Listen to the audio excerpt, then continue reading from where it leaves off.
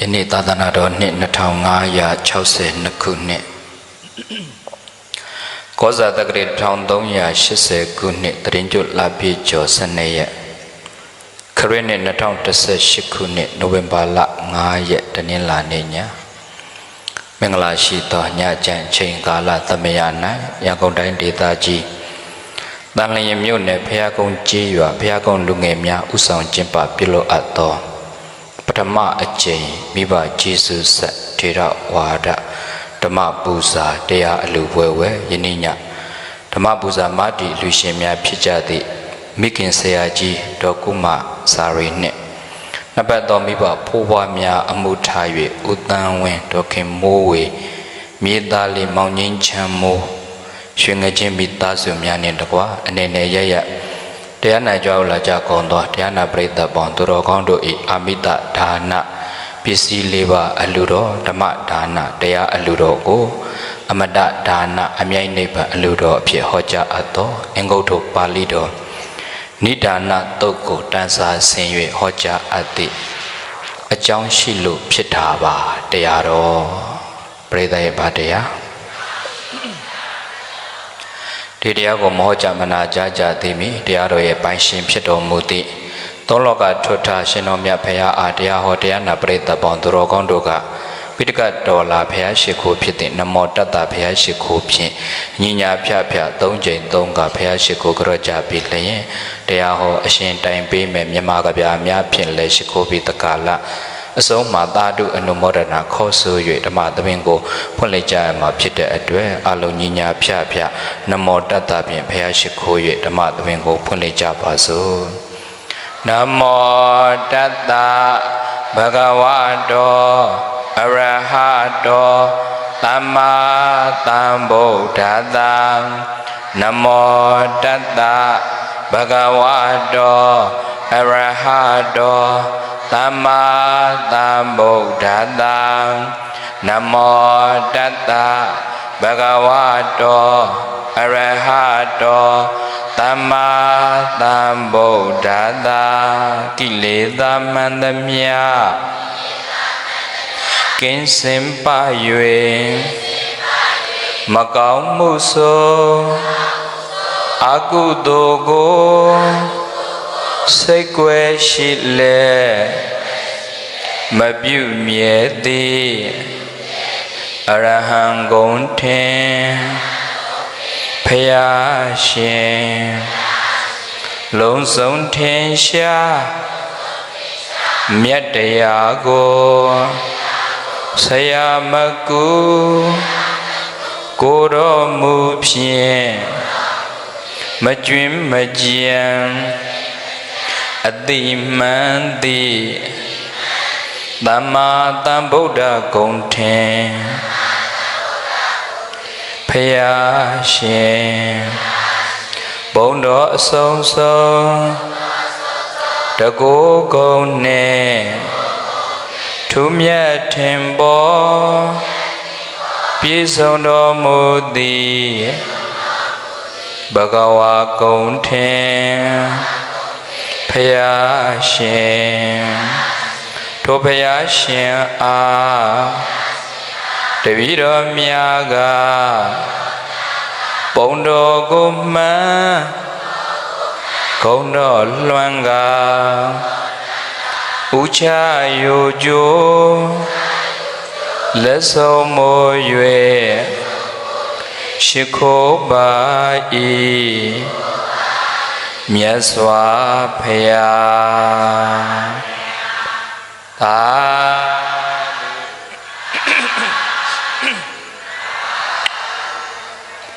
ဒုက္ခပတ္တာသနိဒုက္ခဘယပတ္တာသနိဗ္ဗယတောကပတ္တာသနိတောကဟွန်တုသဗ္ဗေပိပါဏိနောသဗ္ဗေပိပါဏိနောတရားဟောတရားနာဆွေတဟာနှင့်မြတ်စွာသောသောအလုံးသောတတ္တဝါအပေါင်းတို့သည်ဒုက္ခပတ္တာသနိဒုက္ခဆင်းရဲမှန်သမျှကင်းစင်ပါ၍ဒုက္ခမရှိချမ်းသာခြင်းရှိကြကုန်သည်ဟွန်တုဖြစ်ကြပါစေကုန်သတည်း ဘယပတ္တာသာနေဘယဘေးရန်မှန်သမျှကင်းစင်ပါ၍ဘယမရှိချမ်းသာခြင်းရှိကြကုန်သည်ဟွန်တုဖြစ်ကြပါစေကုန်သတည်း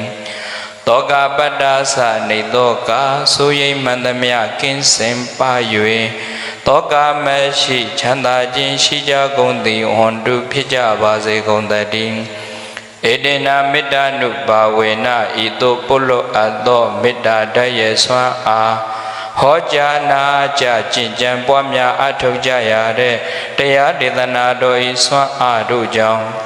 တေတုံမကံတရားချစ်ခင်စိတ်ကောင်းဝင်ကြကုန်သောအလုံးသောတရားနာပရိသတ်ပေါင်းသူတော်ကောင်းတို့နှင့်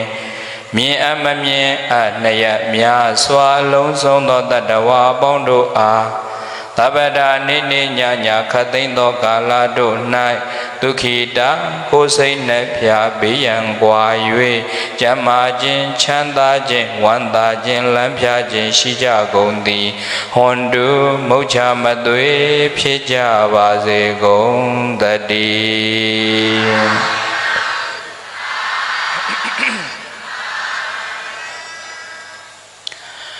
ဓမ္မသဘင်ကိုဗုဒ္ဓပနာမမေတ္တာအာတိတများဖြင့်စတင်ဖွင့်လှစ်လိုက်ပါပြီပရိသတ်ပေါင်းသူတော်ကောင်းတို့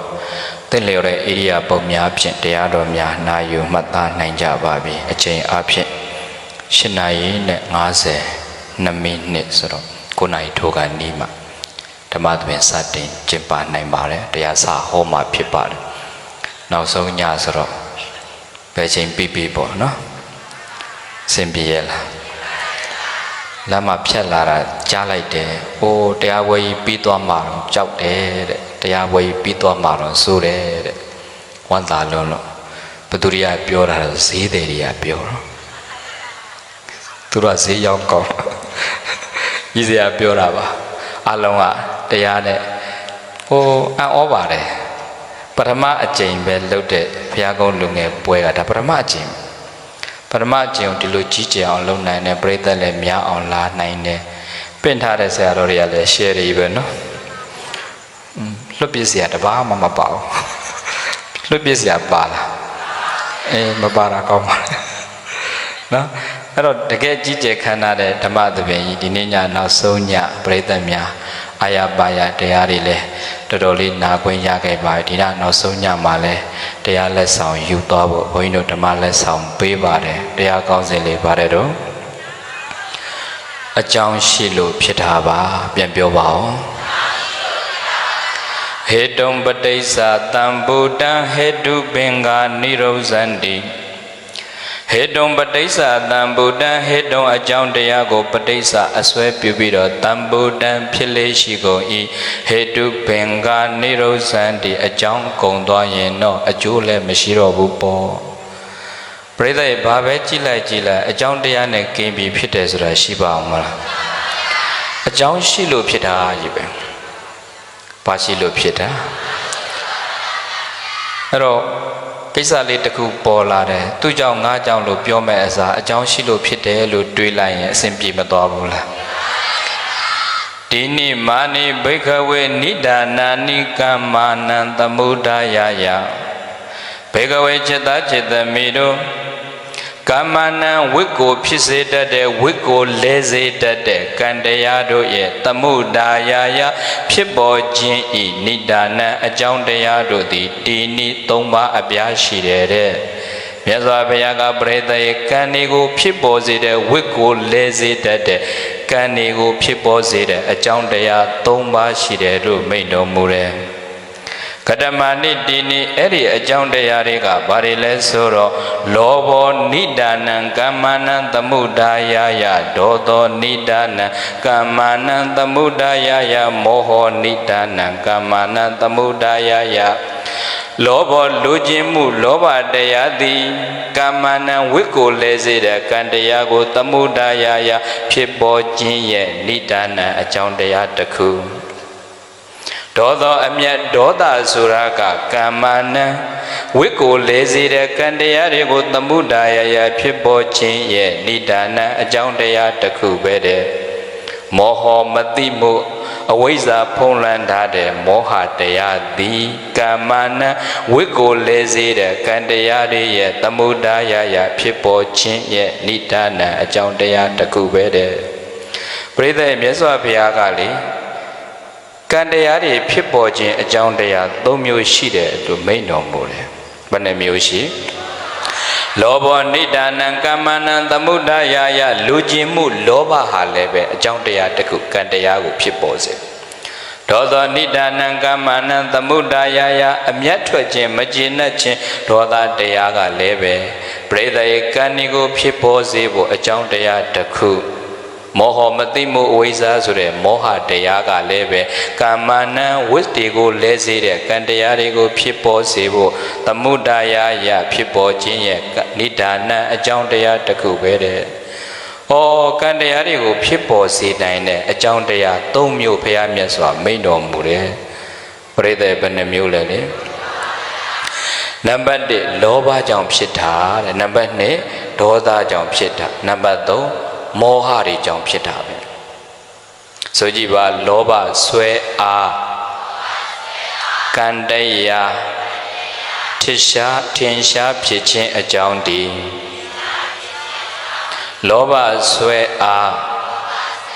ကံတရားထင်ရှားဖြစ်ခြင်းအကြောင်းဒီဆိုသုံးခေါက်လောဘဆွဲအားကံတရားထင်ရှားဖြစ်ခြင်းအကြောင်းဒီလောဘဆွဲအားကံတရားထင်ရှားဖြစ်ခြင်းအကြောင်းဒီ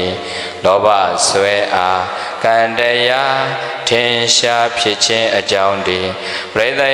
လောဘဆိုတဲ့လူကျင်မှုဆိုတဲ့ကိလေသာတရားကကံတရားတွေကိုဖြစ်ပေါ်စေတာတဲ့လောဘကြောင့်ဖြစ်တာပဲဘာကြောင့်ဖြစ်တာလဲလူတွေမှာပူပန်မှုတွေဖြစ်ရတယ်ပရိသတ်ရဲ့မကျေနပ်ချက်တွေဖြစ်ရတယ်အိုးဆိုရင်ပူဆွေးမှုတွေဖြစ်ရတယ်ဆိုတာကလူကျင်မှုတွေရှိနေတဲ့သူတွေမှာပရိသတ်အဲ့ဒီလောဘကိုအကြောင်းပြုပြီးတော့အဲ့ဒီပင်ပန်းဆင်းရဲမှုတွေဖြစ်ရလားမဖြစ်ရဘူးလားတယောက်နဲ့တယောက်လေပစ္စည်းတွေလူကြတဲ့ဆိုင်တွေမိနဲ့ရှို့တဲ့အိမ်တွေလူကြတဲ့အမှုတွေအင်တာနက်ပေါ်မှာကြည့်ဘာကိုအခြေခံတာလဲဆိုအဲ့ဒီလောဘကိုအခြေခံတာဘာကိုအခြေခံတာလောဘကိုအကြောင်းပြုပြီးတော့ဖြစ်လိုက်ကြတဲ့လှုပ်ဆောင်ချက်တွေပဲကံတရားဆိုတာလေအဲလောဘဓာမရှိဘူးဆိုရင်လူကျင်မှုတွေမရှိတော့ဘူးဆိုရင်ပရိသတ်ရဲ့အလိုမကျဖြစ်တယ်ဆိုတာရှိပါဦးမလားအဲ့ဒီလောဘကြောင့်ဘုန်းကြီးဒီမနေ့ကိုရီးယားကုမ္ပဏီတစ်ခုကိုရီးယားနိုင်ငံသားတွေလာဖွင့်တဲ့ကုမ္ပဏီတစ်ခုတရားတော်ဟောဖျားအနေကစားတင်ရင်အဲ့ဒါကိုရီးယားကြီးတယောက်ကပြောတာမြန်မာ사람들이 여기 와서 투자하는데 저는 마음에 안 들어요. 너무 천천히 하고 너무 늘어요. 코리아가 야샤우대. 바샤우다를 못이고 너. 에라မြန်မာလူမျိုးတွေမြန်မာပြည်လာပြီးတော့စီးပွားရေးလုပ်တာဗျာတဲ့သူတို့ကိုကြည့်ပြီးတော့ကျွန်တော်မောင်းမဲ့အန်တရော်ယူတပြီးတော့စိတ်ထဲမှာစိတ်တိုင်းမကြဘူးဖေဟာမြန်မာစာရန်တရီနောမှုနုလျော်ရိုးတဲ့မြန်မာလူမျိုးတွေကအမြဲတမ်းနှိကွေးကွေးနဲ့အေးအေးဆေးဆေးခပ်ဖြည်းဖြည်းလုပ်နေရှိတယ်တဲ့ခရီးကိုပြီးတဲ့အခါကျတော့ချောင်းသားခါကြီးအန်းနိုင်ကိုတိတိကျကျမလုပ်ဘူးပြီးစလဲလုပ်တယ်ဖေဟာတဲ့အဲ့ဒါကြောင့်သူတို့ကိုကြည့်ပြီးတော့တပည့်တော်စိတ်ထဲမှာအလိုမကျတွေဖြစ်ရတယ်ဖေဟာတဲ့အဲ့ဒါဘုန်းကြီးကပြပြတခါကြီးအလိုမကျဖြစ်တယ်ဆိုတဲ့စိတ်ကဘာစိတ်လို့ထင်လဲလို့ပြိတ္တအလိုမကျတဲ့စိတ်ကဘာစိတ်လဲလောဘစိတ်လားဒေါသစိတ်လား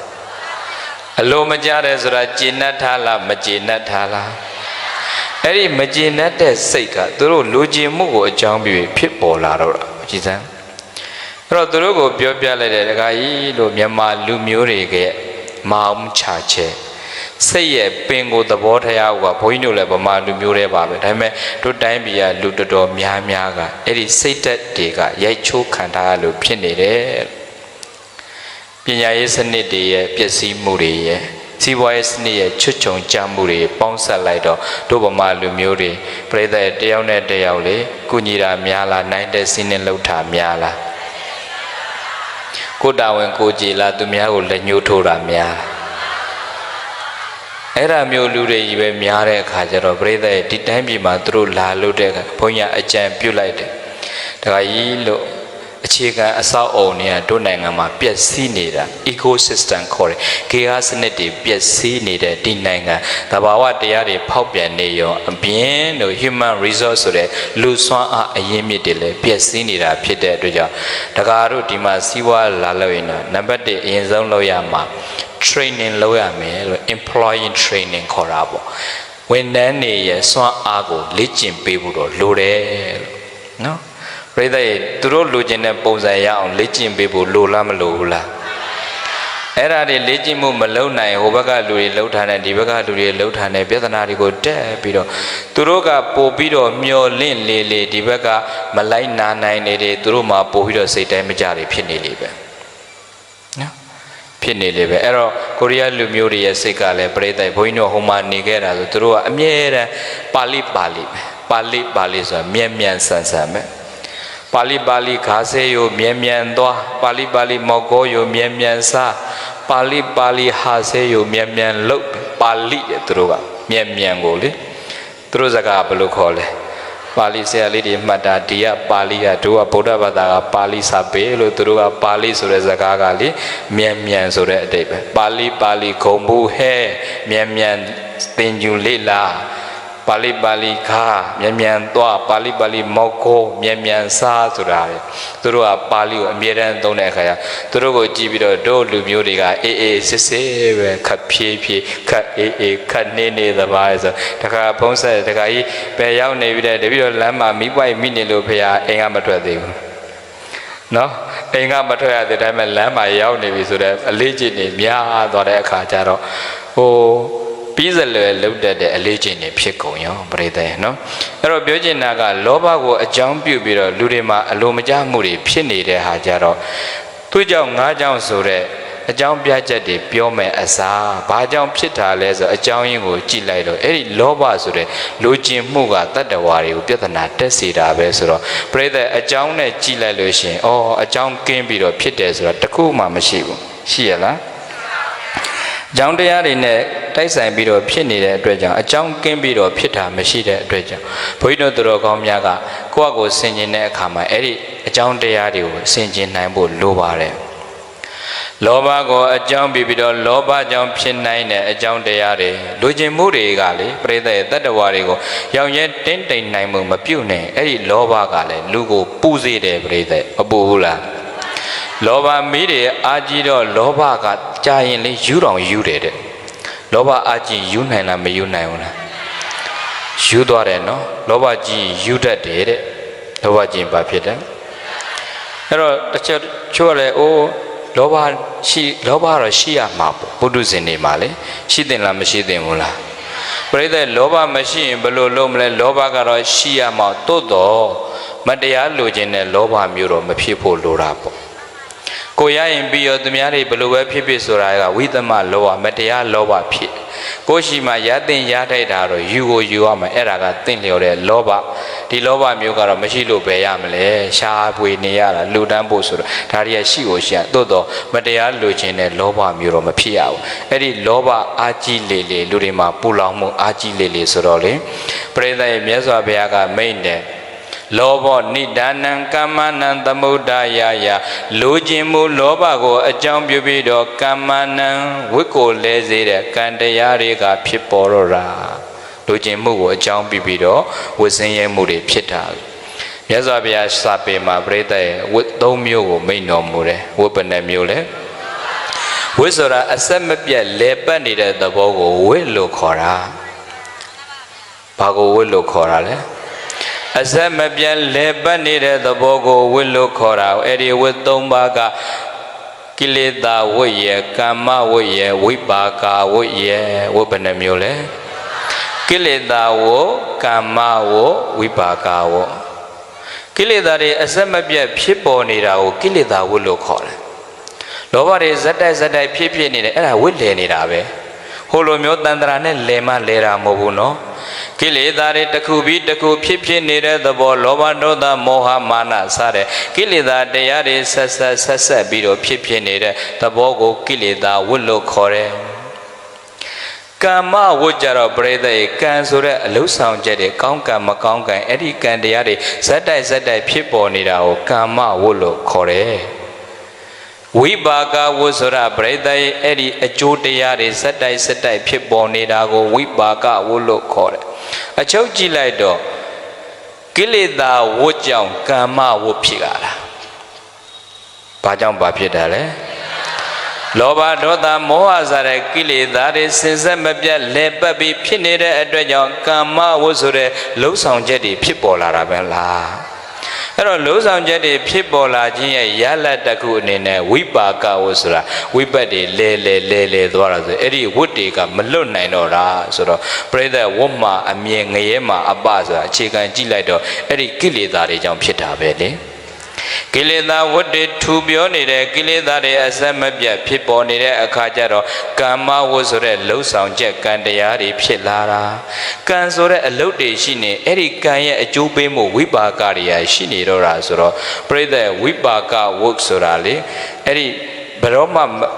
ဟိုဝတ်မှာအမြဲဆိုတာတခြားအရာကိုပြောတာမဟုတ်အဲ့ဒီဝိပါကဝတ်တွေကဖျားဟောလို့လည်းမရဘူးကံတွေကပေးဆက်မှုတွေကုံမှကျွတ်ကိုကျွတ်တာဆိုငရဲမှာအပဝတ်မှာအမြဲဆိုဝိပါကဝတ်တွေကိုပြောတာဝိပါကဝတ်တွေကတခြားအကုသိုလ်ဝတ်တွေကြောင့်မဟုတ်ဘူးပြိဿဒီမှာပြောတဲ့ဝိပါကဆိုတာပင်စာနန္ဒရိယကံ၅မျိုးကိုပြောတာဘာ၅မျိုးကိုပြောတာကိုလုပ်တဲ့ကံတရားတွေထဲမှာအကြီးဆုံးကံတွေအကြီးဆုံးကံတရား၅ပါးကိုအဲ့ဒါပင်စအနန္တရိယကမ္မလို့ခေါ်တယ်။ကျန်တဲ့အကုသိုလ်တွေကကုသိုလ်နဲ့ခြေဖြတ်လို့ရတယ်။ဒါပေမဲ့အဲ့ဒီပင်စအနန္တရိယကံ၅မျိုးများတစ်မျိုးမျိုးကျူးလွန်မိရင်တော့လေအဲ့ဒါဝတ်မှာအမြဲဖြစ်သွားဝိပါကဘုရားခြေချွတ်လို့လည်းမရတော့။ပင်စအနန္တရိယကံ၅မျိုးတဲ့အလုံးသိပြီးသားများပါပါ။ရေတဲ့ပင်စအနန္တရိယကံပဒံပါလဲ။ဘာတွေလဲဆိုရင်နောက်ကစပြောတယ်ဖះကိုသွေးစိတ်တည်အောင်လုပ်တဲ့လူဆိုနော်ပြောပါဦးတရားတွေနားထားတာဆိုတော့ပင်စာအနန္တရိယကဲဘုန်းကြီးပဲပြောပါတော့မယ်နော်ပင်စာအနန္တရိယ၅ပါးပရိသတ်ရဲ့ဩဖះကဲလို့တော့မကျွတ်နိုင်တဲ့အကုသိုလ်ကံကြီး၅ပါးကံကြီးထိုက်တယ်ဆိုတာအဲ့ဒီကံ၅မျိုးကျุလို့မင်းအဲ့ဒီရလက်ကိုလေကိုပေးဆက်ရတော့ကံကြီးထိုက်တယ်ခေါ်တယ်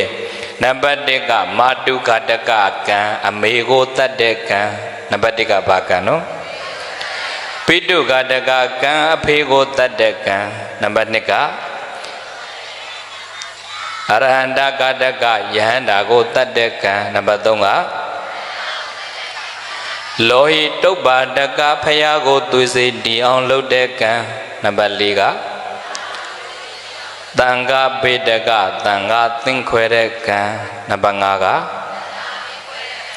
ဘယ်နှမျိုးလဲအဲ့ဒီကံ5မျိုးတစ်မျိုးမျိုးကျူးလွန်မိပြီဆိုရင်အဲ့ဒီဝတ်ကမြဲသွားပြီပြိတ္တဘယ်တော့မှဖယားချွတ်လည်းမချွတ်တော့ဝိပါကဝတ်ဆိုတာပင်စာနန္တရိယကံ၅မျိုးကျุလွန်မိရင်ဝတ်မှာအမြဲဖြစ်သွားတော့တာ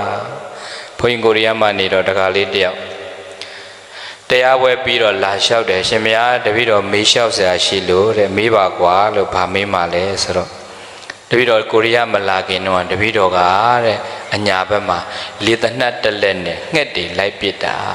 ငှက်မုတ်ဆိုးပေါ့ငှက်တွေလိုက်ပစ်တဲ့အကုသိုလ်တွေတပည့်တော်ဒီနိုင်ငံရောက်တော့အဲ့ဒါနောင်တတွေရပြီးတော့ငါအကုသိုလ်တွေတော်တော်ကျူးလွန်မိပြီတခြားကုသိုလ်တွေဘလောက်ပဲလုပ်လို့ဒီအကုသိုလ်ကံတွေခြေဖြတ်လို့ကြည်မှာမဟုတ်ဘူးဆိုပြီးတော့သူလျှောက်တော့အဲ့တပည့်တော်ဘယ်လိုလုပ်ရမလဲဖေဟာဆိုတော့သူစိတ်သက်သာရအောင်ဘုန်းကြီးကပြောပြငါညီမင်းကျူးလွန်ခဲ့တဲ့အကုသိုလ်ကတော့အကုသိုလ်တော့မှန်တယ်အခွင့်အရေးတော့ပြန်ပေးစားရမှာပေါ့လို့ဒါပေမဲ့မင်းကျူးလွန်ခဲ့တဲ့အကုသိုလ်တွေထဲမှာပိဿာနန္ဒရိယကံ၅မျိုးပါလားဆိုပိဿာနန္ဒရိယကံဘာလဲဖရာတဲ့သူကပြောတော့အဲ့ဒါအမေတ္တာအဖေတ္တာယန္တာကိုတတ်တာဖရာကိုသွေးစိမ်းတီအောင်လုပ်တာတန်ဃာတွေမတက်အောင်သင်ခွဲတာအဲ့ဒီ၅မျိုးတစ်မျိုးမျိုးလှုပ်ထားတဲ့ကံပါလားဆိုတော့အဲ့ဒါမျိုးတော့မလုပ်ဘူးပါဘူးဖရာတဲ့အေးအဲ့ဒါဆိုရင်မင်းအကုသိုလ်တွေကကုသိုလ်နဲ့ပြန်ပြီးတော့အစားထိုးချေပြတ်နိုင်သေးတယ်မင်းအဲ့၅မျိုးတစ်မျိုးမျိုးကျุလွယ်တော့ငါတို့ကဲလို့လည်းမရဖရာကဲလို့လည်းမရဘူးအဲ့တော့ကြံခဲ့တဲ့အတိတ်ကိုတွေးပြီးတော့မင်းဆွေးမနေနဲ့အခုချိန်ကစပြီးတော့ကုသိုလ်ကောင်းမှုသာများများလုံးလို့ဖြေလိုက်ရဘ ပရိသတ်ရဲ့အာဟုသူတွေလှုပ်ထားတော့လှုပ်ခဲ့မှာပဲဟောဒီပရိသတ်တွေရောအာဟုသူတွေရောလှုပ်ထားတာမရှိဘူးလားရှိခဲ့တာပဲမဲ့အာဟုသူဆိုတာလှုပ်ပြီးသားတွေကိုပြန်ပြီးတွေးနေရင်ကုသိုလ်စိတ်ဖြစ်မလားအာဟုသူစိတ်ပဲဖြစ်မလားကြံခဲ့တဲ့အာဟုသူတွေကိုပြန်တွေးနေမဲ့အစားလက်ရှိအချိန်မှာကုသိုလ်တွေနဲ့အားဖြည့်လို့ရှိရင်ပရိသတ်ရဲ့အဲ့ဒီအာဟုသူကံလေးတွေထက်ကုသိုလ်ကအားကောင်းသွားရင်တို့အကျိုးပေးခွင့်မရရင်ကုသိုလ်စွမ်းအားတွေပဲကိုရနေမှာပေါ့ဖြစ်ပြီးတဲ့ကိစ္စတွေတွေးနေမဲ့အစားကောင်းတာတွေများများလုပ်လေထိခိကြီးမှာပရိသတ်ကုသိုလ်နဲ့အာဟုသူကတော့တွဲနေတာများပါတယ်တွဲလားမတွဲဘူးလားအဲ့တော့တွဲနေတဲ့အလုပ်တွေရှိနေတဲ့သူတွေအတွက်ကတော့ရွေးချယ်စရာကကိုလွတ်တဲ့အလုပ်ဟာကုသိုလ်ဟာပိုများလားကောင်းကျိုးကပိုဖြစ်လားအဲ့ဒါစဉ်းစားရမယ်ကောင်းကျိုးတွေများနေတော့အကုသိုလ်အသေးလေးတွေကိုတော့ခေါင်းနဲ့ထည့်ထားလို့တော့မရဘူးပေါ့ဟိုစေတနာပါနဲ့လှုပ်ဖို့ပြောတာမဟုတ်ဘူးဒါလေးတွေကိုထည့်တွက်မရဘဲနဲ့ကောင်းကျိုးကိုပဲပိုကြည့်ရတော့တာပေါ့ဥပမာပြောမယ်ဖះเจ้าဆောင်တန်ရှင်းရေးလှုပ်တယ်ဖះเจ้าဆောင်မှာဆွဲနေတဲ့ပင်ကိုအိမ်တွေအမိုက်တွေမရှိဘူးလားပင်ကိုအိမ်နေဖြတ်တာကုသိုလ်လားအကုသိုလ်လားဒါပေမဲ့ပရိသတ်ရဲ့အဲ့ဒီသူတို့အိမ်တွေကိုသိကြရွေချက်ရှိဖြတ်တာကောဟုတ်ရဲ့လားဖယားကြောင့်ဆောင်ကိုတန်ရှင်းစေခြင်းနဲ့ကုသိုလ်စိတ်ကအားကြီးတော့ဒီပင်ကိုအိမ်ဖြတ်တဲ့ကိစ္စလေးတွေကအသေးလေးဖြစ်မသွားဘူးလားရမလို့အားကြီးတဲ့ကံကိုပေါ့ရွေးချယ်ရတော့တာပေါ့နောက်တဲ့ဥပမာတစ်ခုပေးဦးမယ်ပရိသတ်ရေခွက်ထဲမှာဟိုတောက်ရေခွက်ထဲကိုစားတစွန်းလေဟင်းခတ်စွန်းနဲ့စားတစွန်းအမောက်လောက်ထည့်ပြီးတော့အပြည့်ထည့်ပြီးတော့အဲ့ဒီတောက်ရေကိုမှွေပြီးတော့တောက်ကြည့်ငံလားမငံဘူးလားငံတာပေါ့နော်အဲ့ဒီဟင်းခတ်စွန်းနဲ့အပြည့်စားတစွန်းကိုပဲလေရေကန်ကြီးနဲ့ထည့်ပြီးတော့မှွေပြီးတော့တောက်ကြည့်ရင်ဘယ်လိုရတာရှိငံလားမငံဘူးလားစားတစွန်းချင်းတူတယ်နော်ရေနေခြင်းများခြင်းပေါ်မှာမူတည်ပြီးတော့ငံခြင်းပေါ်ခြင်းဖြစ်လာမဖြစ်ဘူးလားပရိသတ်အဲ့ဒီစားတစုံဖန်ခွက်တဲ့ထက်မှွေပြီးတော့ရင်လည်းအဲ့ဒီရေငံတာပေါ့အဲ့ဒီစားကိုပဲပရိသတ်အိုးရေကန်ကြီးနဲ့ထက်တော့ပဲအဲ့စားအရသာပျောက်သွားအဲ့ဒီလိုပါပဲတဲ့ကုသိုလ်တွေအားကောင်းထားရင်အကုသိုလ်အသေးလေးကရေကန်ထဲကိုစားလေးတစ်စုံလောက်ထည့်သလိုဖြစ်မှာပေါ့တဲ့အကုသိုလ်တွေကများပြီးကုသိုလ်ကနည်းရင်တော့ဖန်ခွက်တဲ့စားတစ်စုံထည့်ပြီးတောက်သလိုငံမှာပေါ့ကြည်စမ်းပြောချင်တာကိုလုတ်ခဲ့တဲ့ကံတွေထဲမှာပိဿနန္တရိယကံ၅ပါးမပါသေးရင်တော့ပရိသတ်ရဲ့ကုသိုလ်တွေကများများလှုပ်ထားရင်အကုသိုလ်တွေအခွင့်သာမှုမရှိအောင်လှုပ်ထားရင်တော့အကျိုးပေးမှုလျော့တာပေါ့ကိလေသာဝကိလေသာကိုအကြောင်းပြုပြီးတော့ကာမဝဆိုတဲ့လှုပ်ဆောင်ချက်ကံတရားတွေကဖြစ်ပေါ်တော့တာလှုပ်ဆောင်ချက်ကံတရားတွေဖြစ်ပေါ်လာတဲ့အခါကျတော့ဝိပါကဝဆိုတဲ့အကျိုးတရားတွေကဖြစ်မလာဘူးလားအခြေခံကကိလေသာဝကြောင့်ပဲဘာကြောင့်လဲလောဘကြောင့်ဖြစ်တာဒေါသကြောင့်ဖြစ်တာမောဟမာနကြောင့်ဖြစ်တာဆိုတော့အဲ့ဒီအကြောင်းတရားတွေရှိလို့ဖြစ်လာတဲ့အကျိုးရလဒ်အပေါ်မှာတော့ပရိသတ်ရဲ့ကိုလှုပ်ခဲ့တဲ့အကြောင်းတရားကြောင့်ပဲဆိုတာကိုလက်ခံရင်လေအကြောင်းရှိလို့ဖြစ်တာပဲဆိုတာသိသွားရင်သိခံစားနေဖို့မရှိပါဘူးရှိရလားကံဆိုတာပရိသတ်ကိလေသာကိုအကြောင်းပြုရဖြစ်ခဲ့အဲ့ဒီကံတွေကညံနဲ့ဖြတ်မှာပဲနိဗ္ဗာန်ရတယ်နော်ကံကိုဘာနဲ့ဖြတ်ရမှာလဲမိုးကုတ်ဆရာတော်ဘုရားကြီးရဲ့စကားနဲ့ပြောရင်ကံကိုညံနဲ့ဖြတ်မှနိဗ္ဗာန်ရတယ်ကံကိုဘာနဲ့ချက်မှကံကိုညံနဲ့ဖြတ်မှနိဗ္ဗာန်ရတယ်ညံမှာပါရင်ကံကခြေလဲသွားလိမ့်မယ်တဲ့ဝိပဿနာဉာဏ်အရဟတမေဉာဏ်စားတဲ့ဉာဏ်နေမပါတော့ကတော့ကိုလုတ်ခဲ့တဲ့ကောင်းကံမကောင်းကံတွေရဲ့လဲပတ်မှုကတော့ရှိနေအောင်ပါပဲကံကိုဉာဏ်နဲ့မဖြတ်နိုင်သေးလဲလားမလဲဘူးလားအဲ့ဒါတချို့ဥရောပနိုင်ငံတွေရောက်တော့တချို့ကစာဖတ်ထားတဲ့နိုင်ငံကြီးအီတလီကြီးတခါကြီးတယောက်နဲ့ဘုန်းကြီးကတွေ့တော့သူစာတော်ဖတ်ထားတာမင်းတို့ကတဲ့ကံနေလှုပ်လို့ရှိရင်ဝတ်တွေလဲတယ်လဲပြောတယ်တဲ့ငါကအင်္ဂုလိမာလာအကြောင်းကိုဖတ်ဖူးတယ်တဲ့ပြိဿတွေပါတယ်တော့အင်္ဂုလိမာလာကလူတွေထောင်ကျော်တတ်ထားတာတဲ့သူကြတော့ဘာဖြစ်လို့အဲ့ဒီကံနေရဲ့အကျိုးပေးကိုမခံရတာလေဆိုတော့ပြိဿဘုန်းကြီးကပြောပြအဲ့ဒီအင်္ဂုလိမာလာကလူတတ်ထားတော့တတ်ခဲ့တာပဲတိုးတော်ယဟန္တာကြီးဖြစ်သွားတာအရဟတမေဉဏ်ကသူ့ကံတွေကိုဉာဏ်နဲ့ဖြတ်ပလိုက်တော့တန်တရာမလဲတော့ဘူးလို့သူကပြန်မွေးတာမှမရှိတော့တာတိုးတော်အကယ်၍များအင်္ဂုလိမာလာကပြိဿရဲ့အမေကိုများတတ်မိရင်လေဖះကယ်လို့ရပါအောင်မလား ဒါကြောင့်မြတ်စွာဘုရားကအမေကိုတတ်ဖို့တူလာတဲ့အချိန်မှလေဂျားကဝင်ပြီးတော့ကဲရတာအင်္ဂုလိမာလာကြီးကပစ္စည်းမဘဝိကနောက်ဆုံးတရားရမယ်ပုဂ္ဂိုလ်ပါရမီရင့်တန်နေတဲ့ပုဂ္ဂိုလ်ဆိုဘုရားမကယ်လို့မရမူရင်းနာမည်လေးကသိပြီးတော့နူးညံ့တဲ့နာမည်လေးနော်အင်္ဂုလိမာလာရဲ့မူလနာမည်ကအဟိန္ဒကလို့ခေါ်တယ်ဘာလို့ခေါ်လဲအဟိန္ဒကဆိုဘသူကမှဒုက္ခမပေးတဲ့သူဘသူကမှမညှင်းဆဲတဲ့သူဘသူကမှမတတ်တဲ့သူဆိုတဲ့အဓိပ္ပာယ်ရတယ်ဗျာသူ့ရဲ့မူရင်းနာမည်ကအဟိန္ဒကဗျာနောက်တော့ပြိဿရဲ့ဆရာကျေးဇူးဆက်ဖို့ဆိုရင်ဆရာကိုဂုံချောတော့ကျန်တဲ့လူတွေကဂုံတိုက်တော့အမှအင်္ဂလိပ်မလားမင်းကကျေးဇူးဆက်ချင်တယ်ဆိုရင်လက်ညှိုးတစ်ထောင်နဲ့ငါ့ကိုပူဇော်လို့ပြောလိုက်တော့အဲ့ဒီမှာသူကလူတွေလိုက်တတ်တာလိုက်တတ်ရင်တကယ်တမ်းကျလက်ညှိုးလေးဖြတ်ရသူကကိုလက်ညှိုးအလွယ်တကူပေးမှလဲဆိုတော့တတ်ပြီးတော့ပဲယူရတာပေါ့စာပရမတော်ကတော့သူကလက်ညှိုးတွေဖြတ်ပြီးလို့ရှိရင်အဲ့လက်ညှိုးလေးတွေကိုကြောက်တုံးလေးတွေတစ်တုံးလေးတွေပေါ်တင်ထားခဲ့ဆိုတော့သွေးတန်ရဲရဲဆိုတော့ငှက်တွေကြာချီသွားတော့အဲ့လက်ညှိုးတွေကအဖတ်မတင်ဘူးဖြစ်တာလေနောက်တော့ဖြတ်ပြီးသားလက်ညှိုးလေးတွေကိုအဲ့ဒါကျိုးလေးနဲ့တီးပြီးတော့လေဘင်းမှာဆွဲထားတဲ့အချိန်ကစပြီးသူ့နာမည်အင်္ဂုလိမာလာတွင်တော့တာဗျအင်္ဂုလိဆိုတာလက်ချောင်းလေးတွေကိုပြောတာအင်္ဂုလိမာလာဆိုတာပန်းကိုပြောတာလက်ချောင်းလေးတွေကိုလက်ညှိုးလေးတွေကိုပန်းကုန်းလို့တီထားတဲ့အတွက်ကြောင့်အင်္ဂုလိမာလာလက်ချောင်းလေးတွေပန်းကုန်းလို့ဆွဲထားတဲ့သူဆိုတဲ့အဓိပ္ပာယ်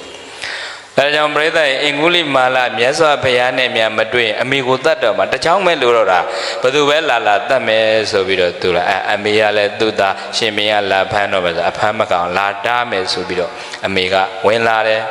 အဲ့တော့ဘယ်သူပဲလာတတ်မယ်ဆိုတဲ့စိတ်ကာရှိထားတဲ့အင်္ဂုလိမာလာအမေကိုမတတ်ခင်မြတ်စွာဘုရားကဂျားရရနေဝင်ပြီးတော့ပိဿာနန္ဒိယကံကျူးလွန်သွားရင်ဝိပါကဝတ္တိဖြစ်မှာဆိုလို့ဆိုမြတ်စွာဘုရားကဝင်ကယ်လိုက်ရတာဗျအဲ့ဒါမှအမေမတတ်ပဲနဲ့ဘုရားနောက်လိုက်တော့တာဘုရားနောက်လိုက်ဆိုဘုရားကတကူနဲ့ဖန်ဆင်းထားတာဆိုတော့မြတ်စွာဘုရားကပုံမှန်ပဲဒီလိုရက်နေတာဟိုကနောက်ကနေအာကျုမန္တပြေးပြီးလိုက်တာအင်္ဂုလိမာလာကနောက်ဆုံးမောသွားတော့မှသူကလှမ်းလျှောက်တယ်ယဟန်ကြီးယဟန်ဂေါရမရပ်ပါတော့တဲ့ရပ်ပါဘာလို့ကြောက်အလားပြေးနေတာလဲဆိုတော့မှမြတ်စွာဘုရားကပြန်မိတ်တယ်ငါကရက်နေပြီးသားတဲ့သင်ကလာမရက်ပဲပြေးနေတာတဲ့အဲ့စကလုံးလေးကဟတ္တိသွားအင်္ဂုလိမာလာဟာပြောင်းမြန်ကြီးပါလား तू ကပြေးနေလို့ငါနောက်ကလိုက်နေတာကို तू ကရက်နေတယ်လို့ပြောတယ်ငါ့ကိုပြေးနေတယ်လို့ပြောတယ်ဆိုတော့အဲ့တော့မှဘာသောဒီစကားပြမဟုတ်ဘူးတဲ့ငါကဝိတ္တေကိုကံတွေကိုအလုံးကိုဖြတ်ပြီးပြီငါကိလေသာမရှိတော့ငါကအလုံးကိုရက်တန့်သွားပြီသင်္ကသာလင်ဝတ်ကိုလဲစေတဲ့အလုပ်တွေလုပ်ပြီးတော့သင်္ကသာပြေးနေတာဆိုသဘောပေါက်အင်္ဂုလိမာလာကြီးအဲ့ဒါဘုရားရှင်မှာယဟန်ဝတ်ပြီနောက်ဆုံးတရားအားထုတ်လိုက်တာယဟန္တာဖြစ်သွားတာပဲပရိသတ်ယဟန္တာဖြစ်သွားတော့အဲဒီသူလုပ်ခဲ့တဲ့ကုသိုလ်ကံအကုသိုလ်ကံတွေကိုအရဟတမဉ္ဇဉ်နဲ့ဖြတ်လိုက်တော့ကံကိုဉာဏ်နဲ့ဖြတ်လိုက်သွားတဲ့အခါကျတော့အဲဒီသူပြန်ပြီးတော့အကျိုးပေးတယ်မရှိတော့ဘူးဒါတော့မှလူဘဝမှာမသေးခင်စွန့်ငံသွားရင်ခဲတွေနဲ့ဝိုင်းထုတာခံရသေးတယ်နောက်တော့မှတက္ကမတယောက်မိမဖွာနိုင်တော့မှမြတ်စွာဘုရားရှင်လျှောက်မြတ်စွာဘုရားအဲ့ဒါအင်္ဂုလိမာလာပရိတ်လေးကိုပေးဒီဟာလေးနဲ့အဲ့ဒါရေမန်းမိတက်တော့ကလေးလေးချောချူမွေးသွားတဲ့ခါကျမှလူတွေကပြန်ပြီးကြည်ညိုသွားတာဗျာအင်္ဂုလိမာလာပရိတ်တော်ဆိုတာအဲ့တော့မိမဖွာနိုင်တဲ့သူတွေကအဲ့ဒါရွတ်ကြတာပဲနော်ပြောချင်တာပရိသတ်နေရာတိုင်းကြည့်လိုက်တဲ့အခါကျအကြောင်းတရားတွေအကြောင်းပဲဖြစ်တယ်ဆိုတာဟုတ်လားမဟုတ်ဘူးလားဘသူကြောင့်ဘဝအကြောင်းဆိုပြီးတော့လက်ညှိုးတွေထိုးပြီးတော့အပြစ်တင်နေမဲ့အစား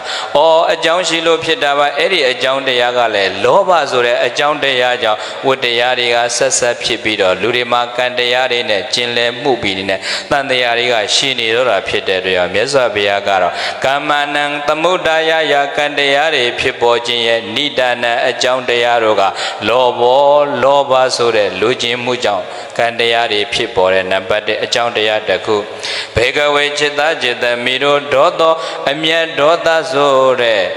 ဒေါသတရားကိုကံဒေါသတရားကကမ္မနံဝိကိုလဲစေတဲ့ကံတရားတို့ရဲ့သမုဒ္ဒါယယဖြစ်ပေါ်ခြင်းရဲ့နိဒာနံအကြောင်းတရားတစ်ခုပဲတဲ့ဆိုကြည့်ပါဒေါသဆွဲအား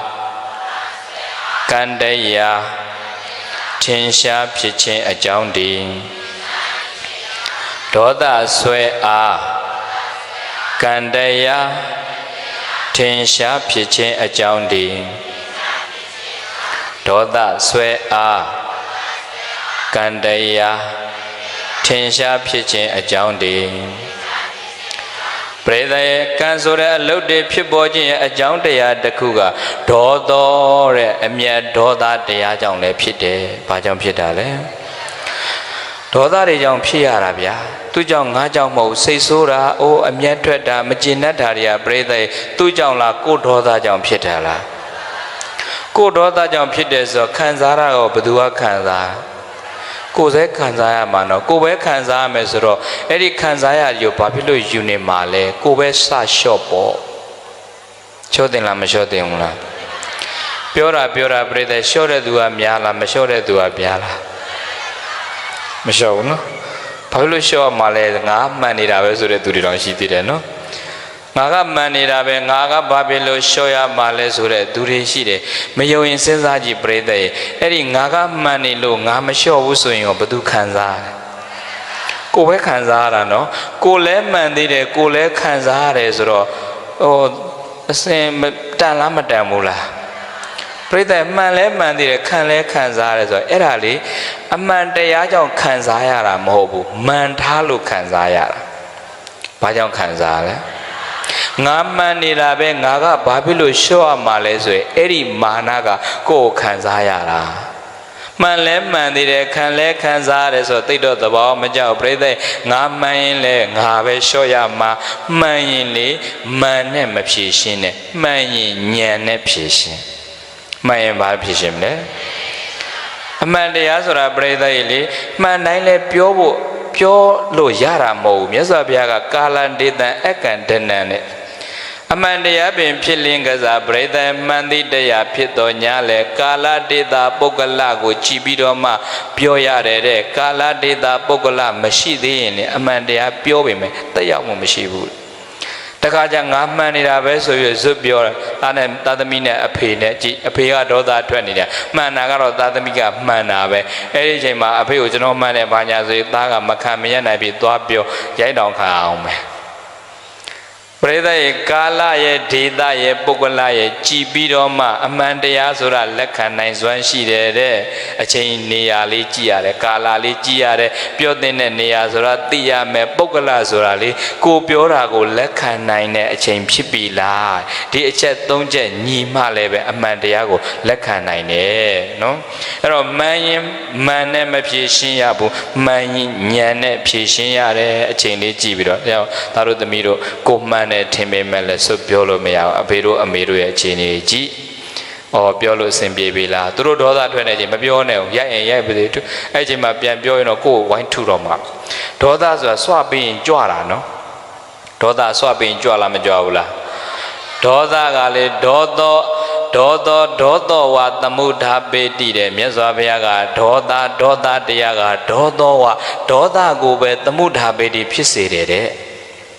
ဒေါသကဒေါသကိုပဲဖြစ်စေတယ်တဲ့ဒေါသောအဒေါသောဝနာသမုဒေတိတဲ့ဒေါသတရားကအဒေါသဆိုတဲ့အမျက်မထွက်ခြင်းကိုဖြစ်စေခြင်းအကြောင်းမရှိဘူးဒေါသကဒေါသကိုပဲဖြစ်စေတာဆိုတော့အဲ့ဒီဒေါသတွေထွက်နေတဲ့အချိန်စိတ်ဆိုးစိတ်တူဖြစ်နေတဲ့အချိန်မှာလေအကောင်းဆုံးကတော့ဘယ်သူကိုမှဘာမှပြန်မပြောနိုင်မဲ့ကိုယ့်ဟာကိုယ်လေကိုယ်ဒေါသကိုမြင်အောင်ကြည့်လိုက်ငါဤစိတ်တွင်ဒေါသဝင်လာဒေါသအနိုင်ရအောင်ဒေါသကင်းစင်ဖယားရှင်အားငါလင်ဖူးမြောပါ၏ဖယားရှင်ကိုအာယုံပြုလိုက်ကိုမြန်ဒေါသတွေအာကြီးနေဒေါသမရှိတဲ့မြတ်စွာဘုရားကိုအာယုံပြုလိုက်ကိုမှလောဘတွေကြောင့်ပူရင်လေလောဘကင်းတဲ့ဖယားရှင်ကိုအာယုံနာပြုလိုက်ပြိတဲ့နည်းနည်းတော့ကြာသွားမှာပဲအဲ့ဒါတတိရှိဖို့လိုလားမလိုဘူးလားတတိမကတ်လို့ကတော့ကိုထွက်နေတဲ့ဒေါသသိကိုမသိတော့ဘုန်းကြီးတို့ကဒေါသကြီးတယ်ပွင့်လင်းပြောရင်စိတ်တိုင်းမကြတယ်တော်တော်များတယ်အရင်တုန်းကပြောတော့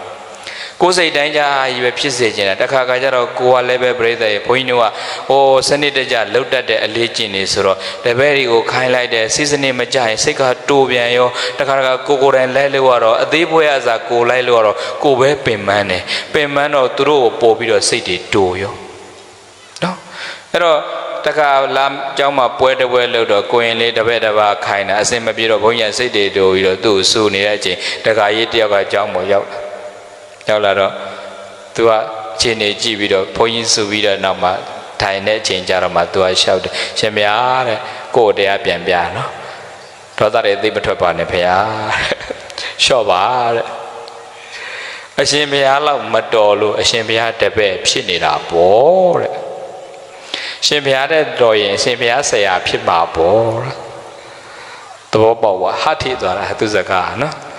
ကိုလောက်မတော်လို့ကိုတပည့်ဖြစ်နေတာပဲကိုလောက်မတော်လို့ကိုရဲ့အရေးမှလာခိုးနေတာကိုတဲ့တော်ရင်ကိုဆရာဖြစ်မှာပေါ့ဩဟုတ်တာပဲသူ့တန်ရအောင်ဒါကြောင့်တခါကသားသမီးနဲ့မိဘကြားမှာအဖေကသားကိုဖြစ်စေခြင်းနဲ့သမီးကိုဖြစ်စေခြင်းနဲ့ဟိုကကိုလောက်မှမဖြစ်တာကိုလောက်မှအကြောင်းတရားမပါလားကိုလောက်မှပါရမီမဖားလားကိုနဲ့သွားပြီးတော့ညပဲညှိတော့သားသမီးနဲ့မိဘကြားမှာအဝင်ခွင့်ကြမဖြစ်ဘူးဆရာနဲ့တပည့်ကြားမှာအဝင်ခွင့်ကြတယ်မဖြစ်ဘူးဆိုတော့ပြိဿရဲ့သူ့အကျင့်လေးလည်းကြည်ရတယ်ကိုဖြစ်ချင်တာကြီးပဲပြောလို့မရဘူးဆိုတော့လေကိုနိုင်တဲ့ဟာလေသူအားတန်ရလေးပဲကြည်ရနောက်တော့ဘုန်းကြီးကသဘောပေါက်ပါငါလျှော့ရမှာ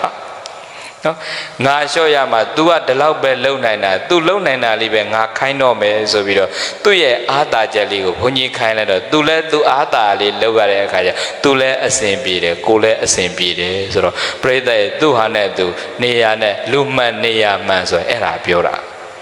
ဘာမှန်တာတော့အလုတ်တကူဘယ်အလုတ်ပဲလို့လူမှန်နေရမှန်ဖြစ်မှာအောင်မြင်မှုရတဲ့ပြိဿလူမှန်နေရမှန်မဖြစ်ရင်အစဉ်ပြေပါမလားဘုန်းကြီးတို့တိုင်းပြည်မှာအဲ့ဒါတွေတော်တော်များခဲ့တယ်နော်လူမှန်နေရမှန်ဖြစ်ခဲ့လားမဖြစ်ခဲ့တော့သူအားတာရမဟုတ်ဘဲနဲ့သူ့နေရာနဲ့မကိုက်မဲ့နေရာတွေလူကြီးတွေတော်လို့အဲ့ဒါတွေပြဿနာတွေတက်လူမှန်နေရမှမဟုတ်တော့တိုင်းပြည်ကလှုပ်တဲ့အခါမှာလည်းအစင်မပြေတိုင်းပြည်ကချွတ်ချုံကြစီးပွားရေးတွေအစင်မပြေတော့လူတွေမှာဒေါသတွေပိုကြီးတယ်ဒေါသတွေကြီးတော့အစင်မပြေမှုတွေများတော့မေတ္တာပို့တာများလားဆဲတဲ့သူများလားသာကနာလို့ပြောတယ်လူရှင်တော်တွေပြောတယ်ဗမာပြည်မင်းတို့ဗမာပြည်ဘာလို့ဆင်းရဲတာလဲဆိုတော့ဆဲရင်နဲ့ဆင်းရဲသွားကြတာနော်ဘာလို့ဆင်းရဲတာလဲဆိုတော့ဆဲရင်နဲ့ဆင်းရဲသွားကြတာပဲမကျေနပ်ချက်တွေအယမ်းများတော့ပြိတ္တသူ့ကိုလည်းမကျေနပ်ကိုယ်ကိုလည်းမကျေနပ်ချက်တွေကဒေါသတွေပဲမဟုတ်ဘူးလားဒေါသတွေထွက်လာပြီဆိုရင်အဲ့ဒီဒေါသကဖြစ်တာကတော့သူများကိုဖြစ်တာပဲပူတော့ဘယ်သူကပူလဲဖြစ်တာကတော့သူများကိုဖြစ်တာပဲခံစားတော့ဘယ်သူကခံစားရလဲကြည်စမ်းမကျေနပ်တာကသူ့ကိုမကျေနပ်စိတ်ဆိုးတာကသူ့ကိုစိတ်ဆိုးတာဖြစ်တော့ကိုကခံစားရတာကိုကဆိုတော့ပြိတ္တတန်လားမတန်ဘူးလားမတန်ဘူးဆိုတော့မစိုးဘူးလားဆိုတော့ဆိုးတာပဲမကျေနပ်ချက်တွေကသူများတွေတော့ပုံချနေတဲ့အခါကျတော့ပြိတ္တကိုအပြစ်ကိုမြင်တဲ့သူကများလားမမြင်တဲ့သူကများလားအဲ့တော့ကိုအပြစ်ကိုမမြင်သေးသမျှတော့ပြိတ္တအဲ့ဒါတယောက်နဲ့တယောက်ဒေါသတွေနဲ့အာဃာတတွေနဲ့ပူလောင်မှုတွေပဲဖြစ်နေတော့မှာမြတ်စွာဘုရားကသူများအပြစ်တွေလိုက်ကြည့်မနေနဲ့ကိုအပြစ်ကိုလည်းကိုမြင်အောင်ကြည့်တဲ့နာပရိသံဝိလောမနိနာပရိသံကတာကတံအတ္တနောဝအဝခေယကတာနိအကတာနိသာပရိသံသူတစ်ပါးတို့ဤဝိလောမနိအပြစ်အနာအစာတွေကိုနဝိလောမနိလိုက်မကြည့်ပါနဲ့ပရိသံသူတစ်ပါးတို့ကတာကတံကောင်းမှုကောင်းမကောင်းမှုပြုမပြုကိုနာအဝခေယလိုက်ပြီးတော့ကြည်မနေပါနဲ့အတ္တနောဝမိမိသာလျင်ကတာနိအကတာနိကောင်းတာမကောင်းတာပြုမပြုကိုဝခေယကြည့်ရှုရမယ်ပရိသံသူတစ်ပါးတို့ဤဝီလောမနိအပြစ်အနာစာတို့ကိုနာအဝခေယလိုက်ပြီးတော့ကြည်မနေပါနဲ့တဲ့သူများတွေကိုလိုက်ကြည့်နေပရိသတ်ရေကို့မှာကုသိုလ်ဖြစ်တာများလားအကုသိုလ်ဖြစ်တာများလားသူများကိုကြည့်နေတော့အကုသိုလ်ပဲဖြစ်တာရောက်စင်ကြင်မဲ့ဆိုရင်သူများမကြည့်ပဲနဲ့ကိုယ့်ကိုယ်ကြည့်ရင်လေအကုသိုလ်မဖြစ်တော့ကိုယ့်ကိုယ်ကြည့်ရင်ကုသိုလ်ဖြစ်တယ်သူများကိုကြည့်ရင်အကုသိုလ်ဖြစ်တယ်အခုတော့တော်တော်များများကသူများကိုပဲကြည့်တယ်ဝတ္တာစားတာလည်းသူများပဲကြည့်တယ်နေတာထိုင်တာလည်းသူများပဲကြည့်တယ်ပြောတာဆိုတာလည်းသူများပဲကြည့်တယ်မိန်းကလေးတွေဆိုပိုးဆိုဟိုကောင်မတွေ့ပါကြည့်ပါလားဘာဖြစ်တယ်ညာပေးတယ်ဆိုအပြစ်တွေပြောသူများလက်ညှိုးထိုးသူများလက်ညှိုးတစ်ချောင်းထိုးတော့ကိုယ်ဘယ်နှချောင်းပြန်ထိုးဒီချောင်းတော့ထိုးတယ်နော်အဲ့တော့ဒီလိုမထိုးနဲ့ပေါ့ဒီလိုထိုးပေါ့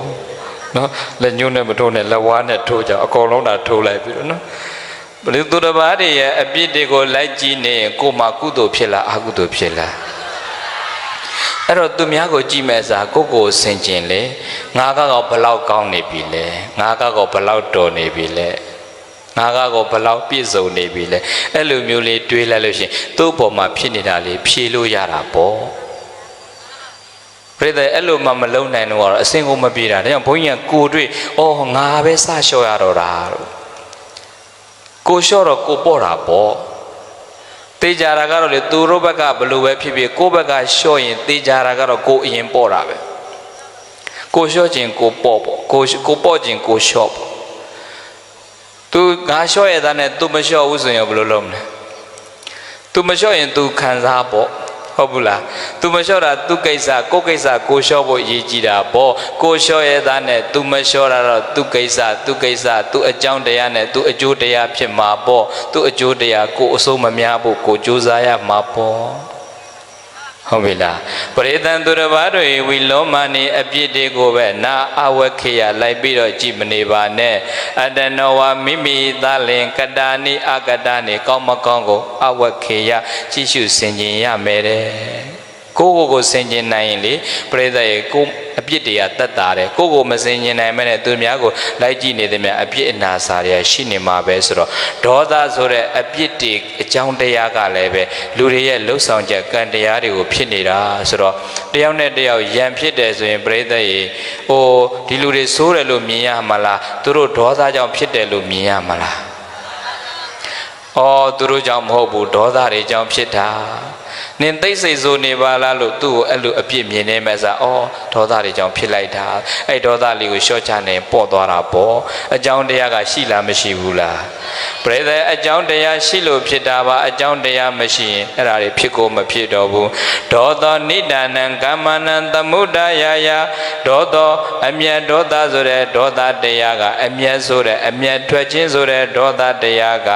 ကမ္မနံဝိကိုလဲစေတဲ့ကံတရားတွေကိုသမုဒ္ဒယာယဖြစ်ပေါ်ခြင်းရဲ့နိဒာနံအကြောင်းတရားတစ်ခုပါပဲရဲ့လို့ဘဂဝါဘုန်းတော်6ပါးသခင်ဘုရားရှင်ကိုယ်တော်မြတ်ကြီးသည်အဝေါစာကရုဏာရှိတာပညာအဖြင့်ကောင်းစွာမသွေမိန်ကြတော်မူခဲ့ပါပေသတည်း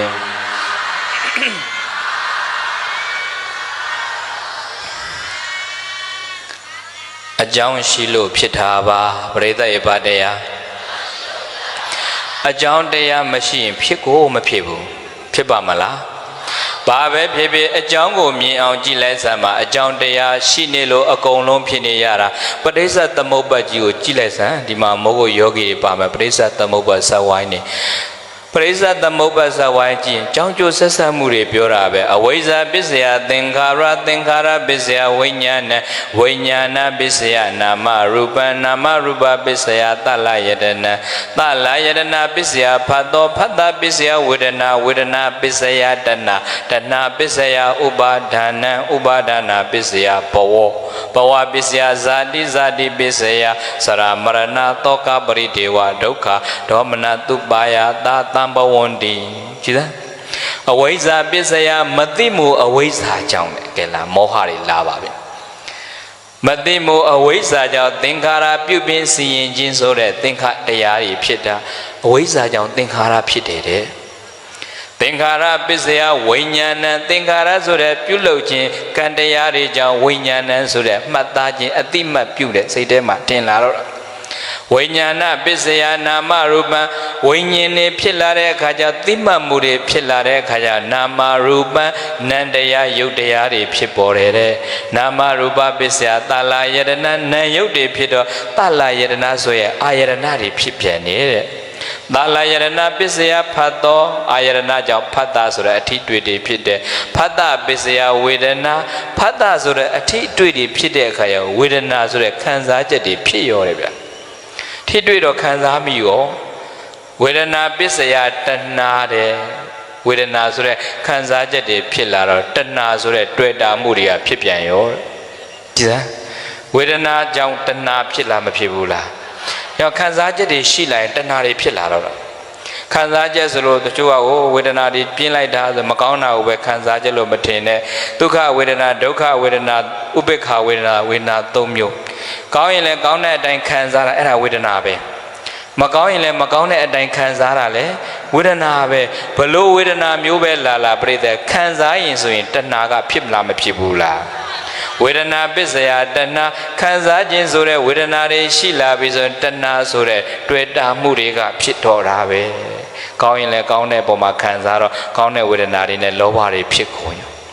မကောင်းရင်လည်းမကောင်းတဲ့အခါတိုင်းခံစားတဲ့အခါကျမကောင်းတဲ့ဝေဒနာကြောင့်ဒေါသတွေဖြစ်ကုန်အဲ့တော့တဏှာတွေဖြစ်သွားတဲ့အခါဝေဒနာကြောင့်တဏှာတွေဖြစ်တယ်တဲ့အကြောင်းတရားတဏှာပစ္စယဥပါဒနံတဏှာဆိုတဲ့တွေ့တာမှုတွေဖြစ်လာတဲ့အခါကျဥပါဒံဆိုတဲ့ဆွဲလန်းမှုတွေဖြစ်သွားတာတဏှာကတွေ့တာတော့ဥပါဒံပါတယ်ရိုးရိုးတွေ့အောင်နေမှုဆွဲလန်းတာတွေဖြစ်ကုန်ဥပါဒံအစွဲကကြောက်เสียကောင်းတယ်ကောင်းလားမကောင်းဘူးလားတတ္တဝါတွေဒုက္ခရောက်တဲ့အဲ့ဒီဥပါဒံအစွဲတွေကြောင့်ဟုတ်လားမဟုတ်ဘူးလားပရိသေဥပါဒံဆွဲလန်းမှုတွေအဲ့ဒီဥပါဒံကြောင့်ဥပရောက်ဆိုတာတွေဗမာစကားမှာရှိလားမရှိဘူးလားဥပါဒံအစွဲတရားတွေအာကြည့်ပြီဆိုရင်အဲ့ဒီအစွဲတရားတွေကဥပတ္တိဖြစ်တခါတခါမလိုအပ်တဲ့ဥပါဒံအစွဲတွေတို့ဗုဒ္ဓဘာသာတွေမှာအများကြီးရှိတယ်အဲ့ဒီဥပါဒံအစွဲတွေကတော်တော်ခြေဖြတ်ဖို့တော်တော်ဖြုတ်ဖို့ခက်တယ်ဘုန်းကြီးတို့ဆိုရင်ဘုရားဘာသာစစ်တွေဖြစ်ဖို့ဆိုရင်ဘုန်းကြီးကယရဏသုံးပါးကံကံရဲ့အကျိုးကိုပဲအဓိကထားဟောတယ်ဘုန်းကြီးတို့မိသားစုအိမ်မှာလည်းအဲ့လိုပဲတခါလူတွေမှာအစွဲတရားတွေရှိတဲ့အခါကျအိုးအိမ်တွင်းနဲ့တရောနဲ့ကိုင်းမေတော်ရောရှုပ်ပွားနေဘုန်းကြီးတို့အိမ်မှာအရင်တော့အိုးအိမ်တွင်းနဲ့လေးနတ်အုံးလေးတွေဆွဲထားတယ်နတ်အုံးလေးလည်းစားတယ်နတ်စင်မှာပတ်နေဝေးစားတာဖျားစင်ပတ်မရှိဘူးနတ်ကြိုင်မှာတော့ကြောက်တယ်ဖျားကြတော့ဒီတဲ့တော့မကြည့်ဘူးနော်အဲ့တော့အစွဲတွေကအိုးတခုခုမြန်ဖြစ်ငါနတ်မတင်ရဆိုတဲ့အစွဲတွေကဖြစ်လားမဖြစ်ဘူးလားမပသားလို့ဒီလိုတွေဖြစ်တာမဆိုင်ဘူးပြိဿရဲ့ကိုယ်ကံနေကြောင်ဖြစ်တာလေအကြောင်းတရားတွေရှိလားမရှိဘူးလားနတ်တာကိုယ်ကိုမိနေတာအဲ့ဒီနတ်ကဘယ်လိုလုပ်ကင်နိုင်မှာတော့အဲ့ဒါဘုန်းကြီးကအရှင်ဘုရားဘုန်းကြီးအိမ်ကနတ်အုံးကိုဖြုတ်ချင်နေတာနော်တနေ့တော့နတ်စင်ကအဲ့အိမ်တွင်းနတ်ကအုံးသီးကိုဖြုတ်ဖို့စဉ်းစားနေတာဖြုတ်မယ်လို့တုံးပြိဿရဲ့အဲ့ဒါလေအိမ်ကညီမကဆိုင်ကဲအက်ဆီတွေဖြစ်ရောဆိုင်ကဲအက်ဆီပဲ6ရောက်ကျိုးသွားအောင်အဲ့ဒါမဖြုတ်သေးပဲထားအကယ်၍ငါများဖြုတ်လိုက်ရင်ဘုန်းကြီးအဲ့ဒီနတ်အုံးဖြုတ်လို့ညီမအက်ဆီတွေဖြစ်တယ်ဆိုရင်ဥပါဒံအစွဲတွေကဝင်နိုင်လားမဝင်နိုင်ဘူးလားအဲ့ဒါမဖြုတ်သေးပဲထားသေးတယ်ပြိဿအချိန်ဆောက်နောက်တခါဖြုတ်ဖို့လုံးမယ်ဆိုတော့အဖေကရုတ်တရက်ကျမရဲ့ဖောက်ပြန်ရောနော်အဲ့ဒါမဖြုတ်ရသေးဘူးမဖြုတ်ရသေးထားတယ်တော့ကြကိုနတ်အုံးဖြုတ်လိုက်မှအဖေယောဂဖောက်တယ်ဆိုရင်ဖြစ်အောင်ပါလေဥပါဒံအစွဲရလေအဖေယောဂဖောက်တာဘုန်းကြီးနတ်အုံးနဲ့ဆိုင်လားမဆိုင်ဘူးလားဒါမှမဟုတ်ပြိဿလူတော်တော်များများအဲ့ဒီနတ်ကင်လို့ဆိုဖြစ်တာပဲရုပ်တရားရှိနေဖောက်ပြန်မှုဆိုတာရှိလားမရှိဘူးလားရုပ်ပတ္တိရူပံဖောက်ပြန်တတ်တဲ့အတွက်ကြောင့်ရုပ်လို့ခေါ်တာရုပ်ရနေတော့နေသည်များတော့ဒုက္ခဆိုတာမုတ်ချတွေ့မှာပဲမို့လား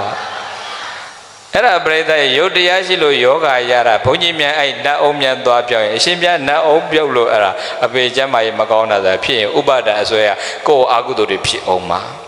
အဲ့ဒါနဲ့နောက်တစ်ခါအချိန်တစ်ခုထပ်ဆောင်တော့အဲ့ဒါညီအငယ်ကောင်ကအဲ့ဒါအရက်နာကြပြီသေးရောနော်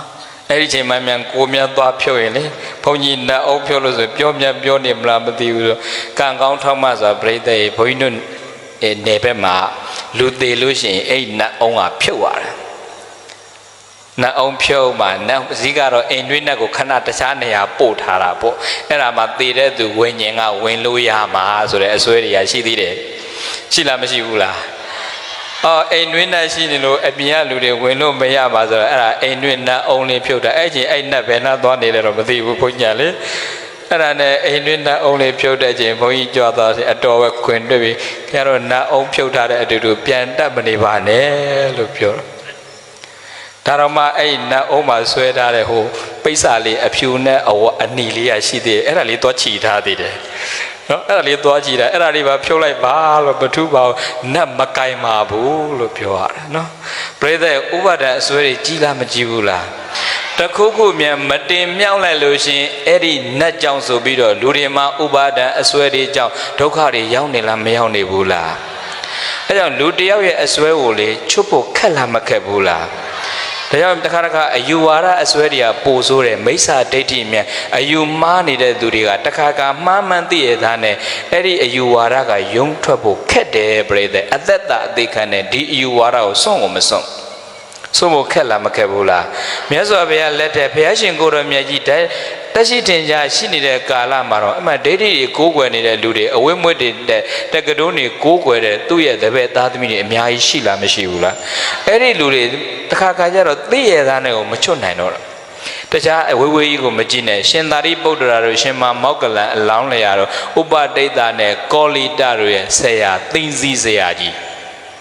နာမည်ကြီးအဲ့ဒီကသူတို့ကရှင်သာရိပုတ္တရာနဲ့ရှင်မမောက္ကလန်မဖြစ်ခင်အကတာဝကကြီးတွေမဖြစ်ခင်ကတရားရှာရင်လည်းအဲ့ဒီသိသိဆရာကြီးရှိမှတပည့်သွားခံတာသိသိဆရာကြီးကသမထနီးတွေတင်လိုက်တာအဲ့ဒီမှာသူတို့ပညာတွေအများကြီးရအောင်ဒါပေမဲ့ဒါလွတ်မြောက်မှုမဟုတ်ဘူးဆိုပြီးတော့သိသိဆရာကြီးကသူတို့ခွဲထွက်ပြီးတော့မြတ်စွာဘုရားရှင်ရဲ့တရားတွေလိုက်ရှာရင်လည်းပိဿဝဂေ9ဦးထဲမှာရှင်အတ္တဇိဆိုတာရှိတယ်ကိုဏညာဝပ္ပပတ္တိယမဟာနံအတ္တဇိပိဿဝဂေဘဏ္ဍဦးငါ့ဦးနော်ပိဿဝဂေ9ဦးတော့သိတယ်မဟုတ်လားမသိရင်လေအခုဘုန်းကြီးခုနတရားဝဲမကြွခင်ခဏနားတဲ့တခါကြီးတွေအိမ်မှာအိုးကြည်ညိုလိုက်တာဘုရားကျောင်းဆောင်ပါလေပိဿဝဂေ9ဦးပုံတော်ကိုထုပြီးတော့သေချာကြကြနာနာကိုယ်ကွယ်ကျင့်တတ်လိုက်တာဘုန်းကြီးအဲ့ဘုရားရှင်သေချာအာယုံပြုအဲ့ဒီမှာစာလေးတွေတောင်ရေးထားသေးတယ်ဗျာကိုဏညာဝပ္ပဗတ္တိယမဟာနံအတ္တဇိဆိုပြီးတော့ပိဿဝဂေ9ဦးရဲ့ဘုရားကန်ရှိပါတယ်ဗျာမသိတဲ့လူအဲ့မှာတော့သွားကြည့်ကြပြီအရှင်အတ္တဇိမထေရနဲ့တွေ့တော့အဲ့မှာဥပဒိတလောင်းလျာကတရားရနောက်ကောလိတအကြောင်းပြုသူတို့တွေဘုရားသာသနာဝင်သွားမယ်ဆိုတော့ဝင်တော့မယ်ဆိုတော့သူတို့ရဲ့ဆရာကြီးသိသိဆရာကြီးကိုဒီစစ်မှန်တဲ့ဓမ္မတွေကိုသိစေခြင်းတော့ဆရာကြီးရှိသွားပြီဆရာကြီးကျွန်တော်တို့မြတ်စွာဘုရားရှိကိုတပည့်သွားခံပြီးတော့ဘုရားသာသနာဝင်တော့မယ်ဆရာကြီးလည်းကျွန်တော်တို့နဲ့အတူလိုက်ခဲ့ပါလားဆိုတော့အသက်90ကျော်80အသိသိဆရာကြီးကဘာပြောလဲဆိုတော့တပည့်မခံနိုင်တော့ဘူးတပည့်မခံနိုင်တော့ဒီအသက်ဒီအရွယ်ကြမှာ तू ငါတခြားတယောက်ရဲ့တပည့်မလုံနိုင်တော့ဘူးတဲ့ငါမှလည်းအပေါင်းအသင်းအပရိသတ်အတိုင်းဝိုင်းရှိနေဆိုတော့ငါဒီတိုင်းပဲနေတော့မမင်းတို့ရာသွားတဲ့တခုပြောခြင်းတဲ့ငါတပည့်တို့တဲ့လောကမှာလူမိုင်းတဲ့လူလိမ်မှာဘသူကပိုများလဲတဲ့ဆရာကြီးကသူ့တပည့်တွေမင်းဩလူမိုက်ကများပါတယ်ဆရာကြီးတဲ့အေးအဲ့ဒါဆိုရင်တဲ့လိမ္မာတဲ့မင်းတို့ကယံဂေါတမရှိသွားကြတဲ့မိုက်တဲ့သူတွေငါရှိလာလိမ့်မယ်ပရိသတ်လိမ္မာတဲ့သူတွေဖယားရှင်ကိုသွားကြမိုက်တဲ့သူတွေငါရှိလာလိမ့်မယ်ဆိုသူကလေထင်ပေါ်ကြော်ကြားမှုဂုဏ်တွေကယုံမထွက်နိုင်တော့ဘူးသူ့ရဲ့အယူဆကသူယုံမထွက်နိုင်တီးတီကြီးနဲ့ပဲသူ့ဘဝကိုဒီတိုင်းပဲမိစ္ဆာဒိဋ္ဌိအနေနဲ့ဘဝဏီကုံချုပ်လူတွေအသက်တာကြီးသွားတယ်ပရိသတ်အယူဝါဒတစ်ခုကဆွန့်လို့ဖို့ခက်လားမခက်ဘူးလားဥပါဒံအစွဲတွေကြောင့်ဥပတ်တွေရောက်တဲ့ဟာတွေမဖြစ်အောင်ပြိဿတက္ကဗုဒ္ဓဘာသာထုံးစံရကြည့်မယ်ဆိုရင်လောဘဒေါသမောဟဆိုတဲ့အကြောင်းတရားတွေကြောင့်အကျိုးရလဒ်တွေဖြစ်နေတဲ့အပေါ်မှာ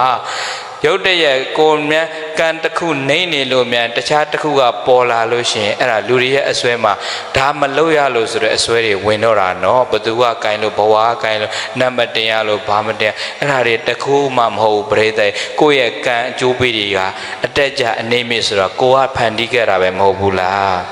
ဘသူမှတသမတ်တရှိနေလားမရှိနေဘူးလားအကြောင်းအကျိုးအကောင်းအဆိုးနဲ့ပြိဿအတက်ကြအနေမြင့်လောကရန်တွေရှိနေမှာပဲဆိုဒီလောကရန်တရားတွေသိနေကိုကဆင်ခြင်လို့ရပြီပဲပေါ့ဥပါဒါနာပစ္စယဥပါဒံအစွဲတွေကရှိကိုရှိနေတာပြိဿရဲ့တဏှာပစ္စယတွေ့တာမှုတဏှာကြောင့်ဥပါဒနာပစ္စယဥပါဒံအစွဲတွေဖြစ်နေတော့တာအဲ့ဒီဥပါဒံအစွဲတွေရှိနေနဲ့ဥပါဒနာပစ္စယဘဝတဲ့ကြည်လားဥပါဒံအစွဲတွေဖြစ်ပြီးဘဝတွေဖြစ်တော့တာပဲဘဝတွေဖြစ်လားမဖြစ်ဘူးလားအဲ့ဥပါဒံအစွဲတွေကြောင့်ဖြစ်တော့တာဗျာဘဝပစ္စယဇာတိဘဝဖြစ်လာပြီဆိုရင်ဇာတိဆိုတော့ပရိသတ်နေငြိခြင်းတွေဖြစ်တယ်ဇာတိပစ္စယဇရာအိုမယ်မရဏသိမယ်ဗျာတောကပရိဒေဝဇတ္တဖြစ်တော့သမုဒာယတဲ့အဝိဇ္ဇာပစ္စယအကြောင်းတရားကြောင့်ဖြစ်လာတယ်အကြောင်းကြောင့်ဖြစ်လာတာတွေဖြစ်တာပါတဲ့အိုးနောက်အပိုက်ကြတော့အကျုံးအဝိဇ္ဇာယတွေ့ဝအသေတာဝိရာကနိရောဓသင်္ခါရနိရောဓကြည်စမ်းအဝိဇ္ဇာမရှိဘူးဆိုရင်တဲ့အတိတွေရှိတဲ့ဝိဇ္ဇာတွေဖြစ်သွားပြီဆိုရင်အဝိဇ္ဇာချုပ်သွားပြီဆိုရင်တဲ့အသေတာအကျွင်းမဲ့ချုပ်သွားပြီဆိုအဝိဇ္ဇာအသေတာဝိရာကနိရောဓချုပ်သွားပြီဆိုသင်္ခါရလည်းချုပ်သွား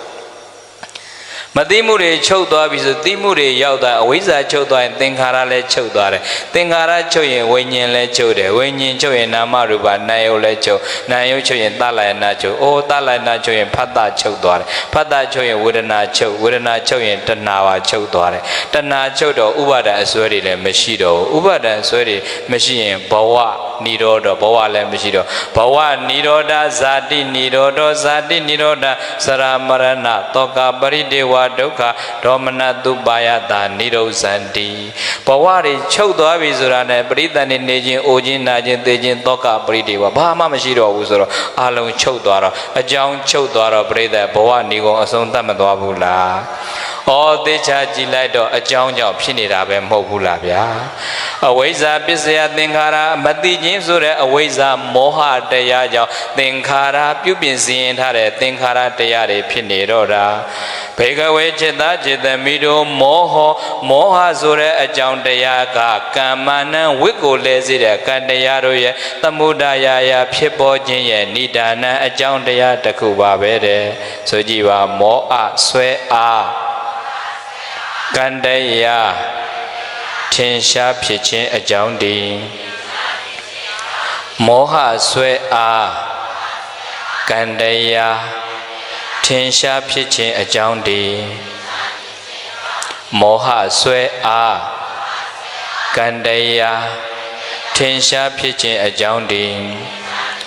ပရိသေမသိမှုမောဟဆိုတဲ့အဝိဇ္ဇာတရားကရှိနေအဲ့ဒါအလုတ်ဆိုတဲ့ကံနေလုတ်ပြီးကံနေရနေအကျိုးရလတွေဇက်တိုက်ဖြစ်နေတော့အကြောင်းတရားတွေကရှိလားမရှိဘူးလားအစိုးဆုံးကအဲ့ဒီမောဟပဲဘာကအစိုးဆုံးလဲပရိသေလောဘဖြစ်တာလဲမောဟကြောင့်ပါပဲဒေါသဖြစ်တာလဲမောဟကြောင့်ပါပဲလူကျင်မှုတွေဖြစ်တယ်ဆိုတာမသိမှုကြောင့်ဖြစ်လားမဖြစ်ဘူးလား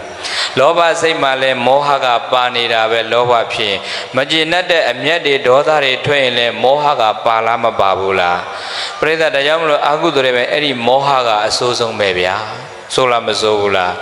မောဟဆိုတဲ့မသိမှုအဝိဇ္ဇာတွေရှိနေသမျှကျန်တဲ့အရာတွေဇက်တိုက်ဖြစ်နေတာဆိုတော့မြတ်စွာဘုရားကအဲ့ဒီမောဟဆိုတဲ့မသိမှုတွေချုပ်ငြိမ်းသွားအောင်တိတာလေးတွေနဲ့များလုံးတဲ့တတိကတ်ထားရင်မောဟလည်းမရှိတော့ပါဘူးတဲ့တတိကတ်ထားရင်ဘာမရှိဘူးလဲတတိပဋ္ဌာနာတတိကိုအထူးပြုပြီးမှတ်သိနေမယ်ဆိုရင်အတိတရားတွေရှိနေမယ်ဆိုရင်မသိခြင်းတွေကမရှိတော့ဘူးဗျာမသိခြင်းတွေမလာတော့ဘူးဆိုရင်မသိမှုကြောင့်ဖြစ်เสียရအကြောင်းတရားတွေမသိမှုကြောင့်ဖြစ်ပေါ်လာတဲ့ကိလေသာစင်ကဲစေကံဖြစ်တာတွေလည်းမရှိတော့ဘူးဆိုတော့သိအောင်လုပ်ဖို့လိုလားမလိုဘူးလားသိအောင်လုပ်ဖို့ဆိုရင်ပရိသတ်တတိရှိမှသိနိုင်တာပေါ့ဘာရှိမှသိနိုင်တာတတိတရားသာရှိနေတဲ့ကိလေသာတွေမဖြစ်တော့ပါဘူးကိလေသာတွေမဖြစ်တော့ရင်ပရိသတ်ရဲ့ကမ္မဆိုတဲ့ကံဝတ်တွေလည်းမလုပ်ဖြစ်တော့ပါဘူးကံနေမလုပ်တော့ဘူးဆိုရင်ဝိပါကဝတ်ဆိုတဲ့လက်ချင်းဝိပတ်ဝတ်တွေလည်းရှိပါဦးမလားတတိကတ်ထားရင်အလုတ်လဲအဲ့ဒါကိလေသာတွေလည်းမပေါ်တော့ပါဘူးတဲ့ကိလေသာမပေါ်လို့ရှိရင်ပရိသတ်ကိလေသာကိုအကြောင်းပြုပြီးတော့ဖြစ်ပေါ်စေနိုင်တဲ့ကံတရားတွေရောရှိပါဦးမလားကံတရားဆိုတဲ့အလုတ်တွေမလုတ်တော့ဘူးဆိုရင်ကံကိုအကြောင်းပြဖြစ်ပေါ်နိုင်တဲ့ဝိပါကဆိုတဲ့အကျိုးတရားတွေကိုဖြစ်နိုင်ပါအောင်မလားဝိပါကဆိုအကျိုးရလဒ်တွေမရှိတော့ဘူးဆိုရင်အဲ့ဒီအကျိုးပေးတွေကကိုယ့်ရှိကိုရောက်လာပါအောင်မလား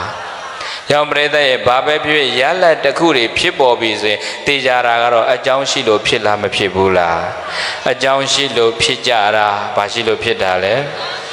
ဘေကဝေจิตသားจิตသမီးတို့မောဟမသိမှုအဝိဇ္ဇာဆိုတဲ့မောဟတရားကကမ္မနံဝိကိုလဲစေတဲ့ကံတရားတွေရဲ့သမုဒယယဖြစ်ပေါ်ခြင်းရဲ့ဏိဒါနံအကြောင်းတရားတစ်ခုပါပဲရဲ့လို့ဘဂဝါဘုန်းတော်၆ပါးသင်္ကဘုရားရှင်ကိုယ်တော်မြတ်ကြီးသည်အဝေါစာကရုဏာရှိတာပညာအဖြင့်ကောင်းစွာမသွေမိန်ကြတော်မူခဲ့ပါပေသတည်း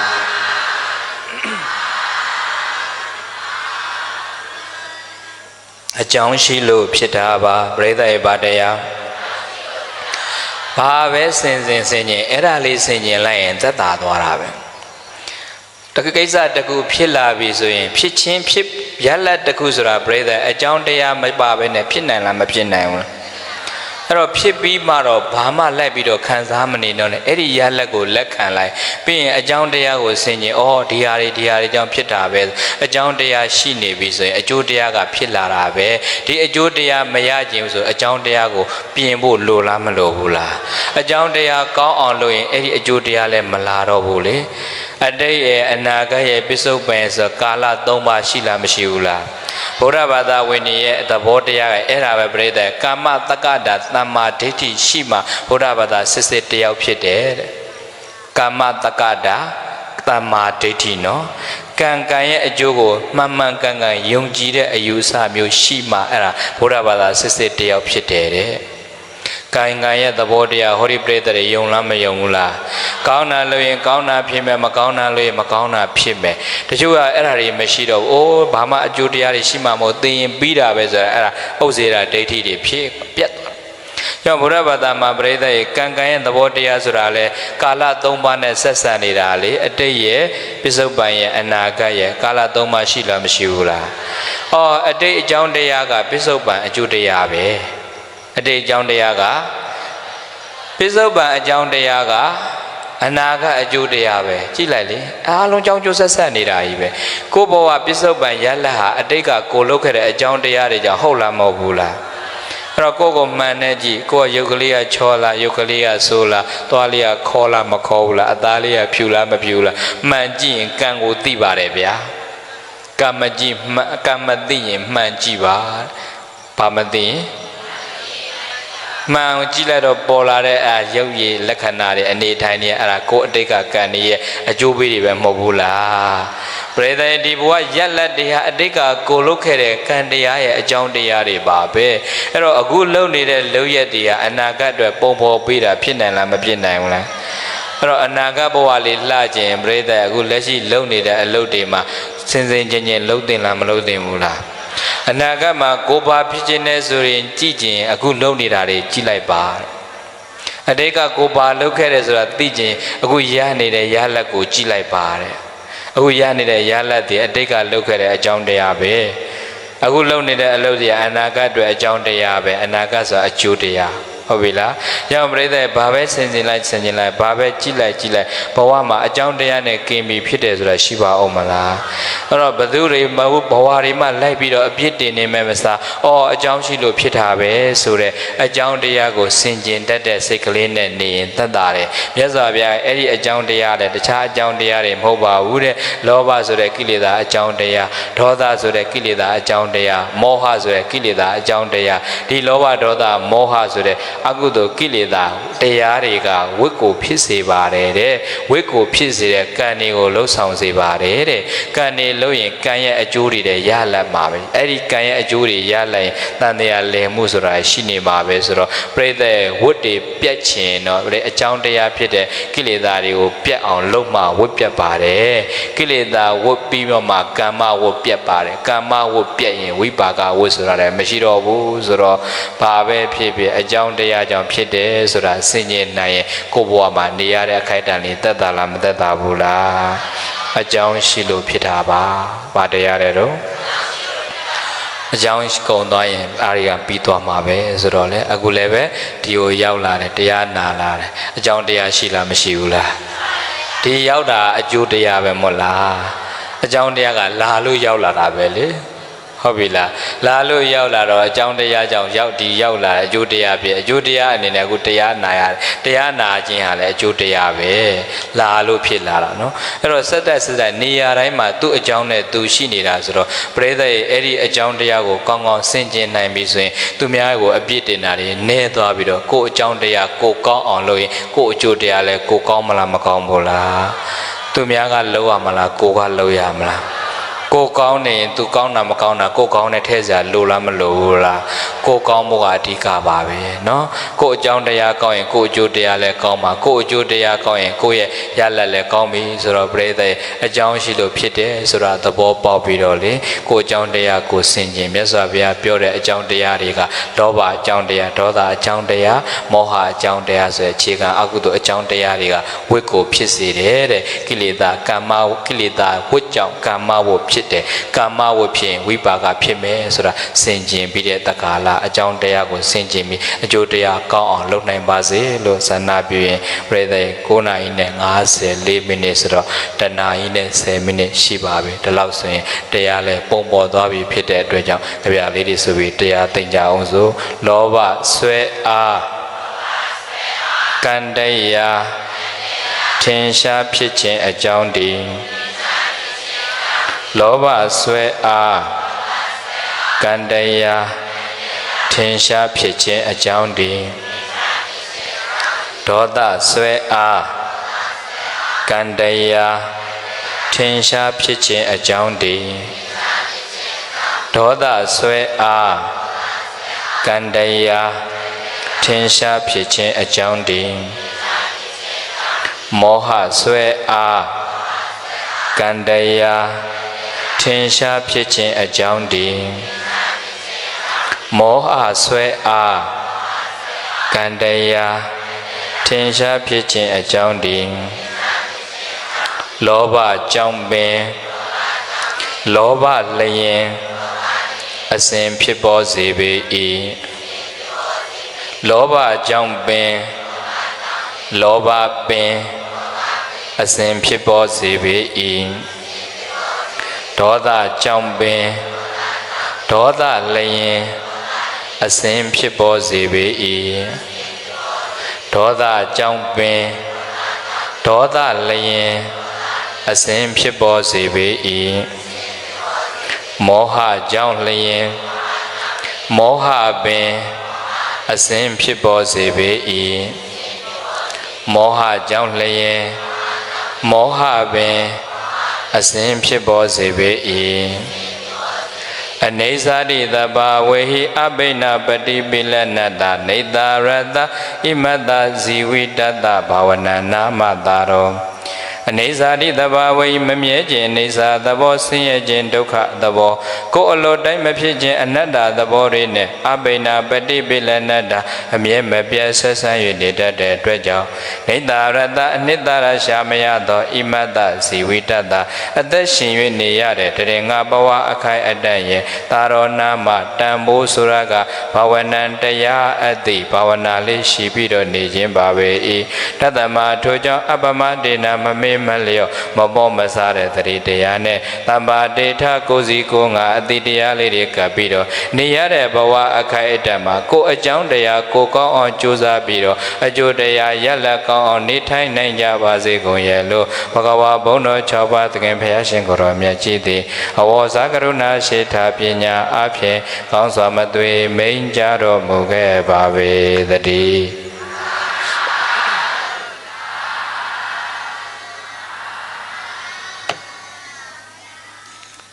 ခြေတော်ဆုံးအခက်ရရွတ်သေးစွာလျှောက်ထားပါတယ်ဗျာ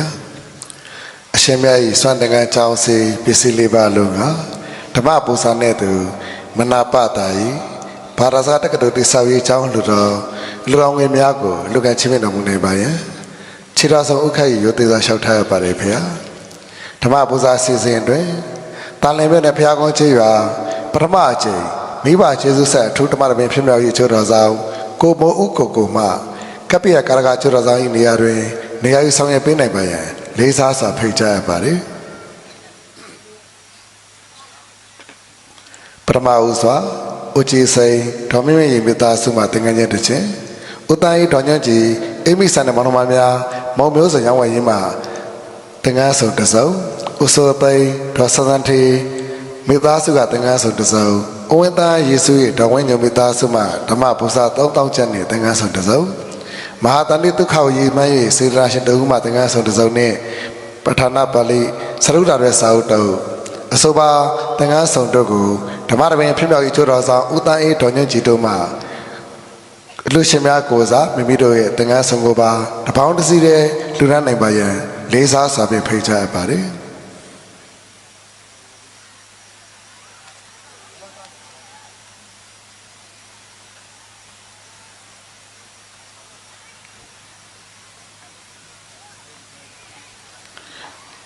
ရွတ်တဲ့လေးစားစွာအစဉ်ခံတင်ပြပါတယ်ဓမ္မပူဇာတို့ကိုကိုယ်တိုင်ကိုကြတက္ကိစ္စလူရန်လူကြတဲ့စေနာရှင်များခင်ဗျာအရှင်မြတ်၏ဓမ္မသူရခရီးစဉ်ကိုနှောင့်နှေးကြကြမှာဆိုလို့အလင်းများဆောင်ရွက်ခွင့်ပေးနိုင်ပါရန်နဲ့ ကြိုတင်နေရာယူပေးဖို့ကိုလည်းလေးစားစွာပန်ကြားရပါတယ်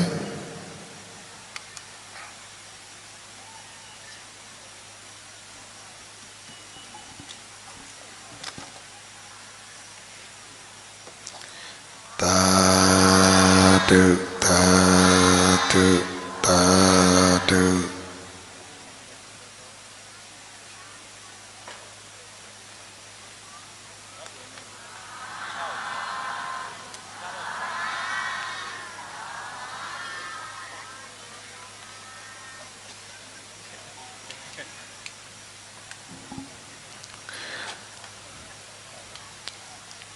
ဆင်ကျမပြုလို့ရတော့ဓမ္မတပင်အောင်ပွဲနေညတွင်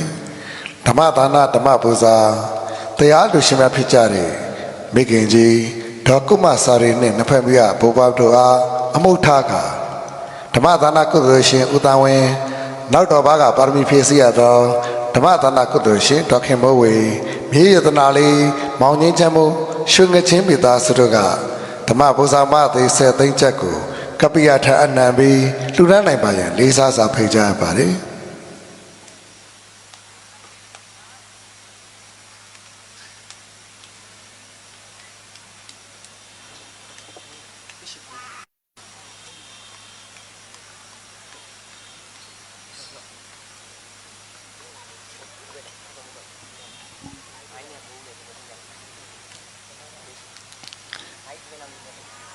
သာဓုသာဓုသာဓုဓမ္မတော်ဖြစ်မြောက်ရင်းနဲ့ဓမ္မပူဇာဓမ္မဒါနလှူဒန်းပေးပါတော့ရွှေငချင်းပိသားစုကိုဓမ္မတော်ဖြစ်မြောက်ရေးဖွဲ့မှအထူးပင်ကျေးဇူးပကားသိရှိပါတယ်ဆက်လက်ပြီးဥတ္တဝင်းဒေါ်ရည်ရင်အားမူထား၍သမီးမပပသမီးမဟေမာသမောင်နေထက်မိသားစုတို့မှဓမ္မပူဇာတသိန်းချက်လှူဒန်းနိုင်ပါရန်လေးစားစွာဖိတ်ကြားရပါတယ်တစ်ဆက်တည်းမှာပဲဥပညာဝတ္တမှုထား၍ကွယ်လွန်သူအဖွာဒေါ်ဆန်းနွေရယေစု၏ဓမ္မပူဇာတသိန်းချက်နှင့်သင်္ကန်းစုနှစ်စုံတို့အားဥတုပ်ပေါ်ဇနီးတော်မြတ်ခိုင်သမီးမရှွန်းလွတ်ဝဲမိသားစုမှလှူဒန်းဖို့နေရာယူပေးနိုင်ပါရန်လည်းတစ်ဆက်တည်းမှာဖိတ်ကြားပါတယ်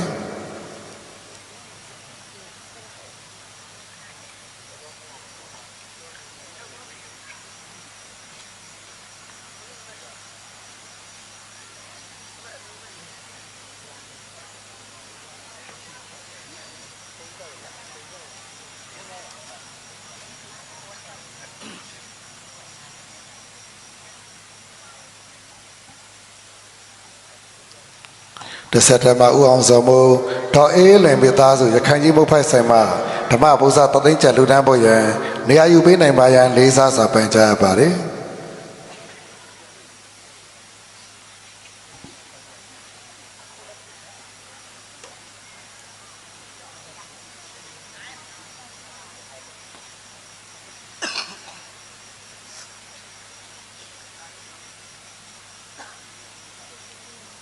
အရှင်မြတ်ဓမ္မသူရခီးစဉ်နှောင်းနေမှာဆိုလို့တစ်ဆက်တည်းပဲလူရှင်တို့ကိုဖိတ်ခေါ်မှာဖြစ်ပါတယ်။ဦးကြည်ခိုင်ဒေါ်ချွချွမာမိသားစုကဓမ္မပူဇာသသိန်းချက်လှူဒန်းဖို့နေရာယူပေးနိုင်ပါရန်လေးစားစွာဖိတ်ကြားရပါတယ်။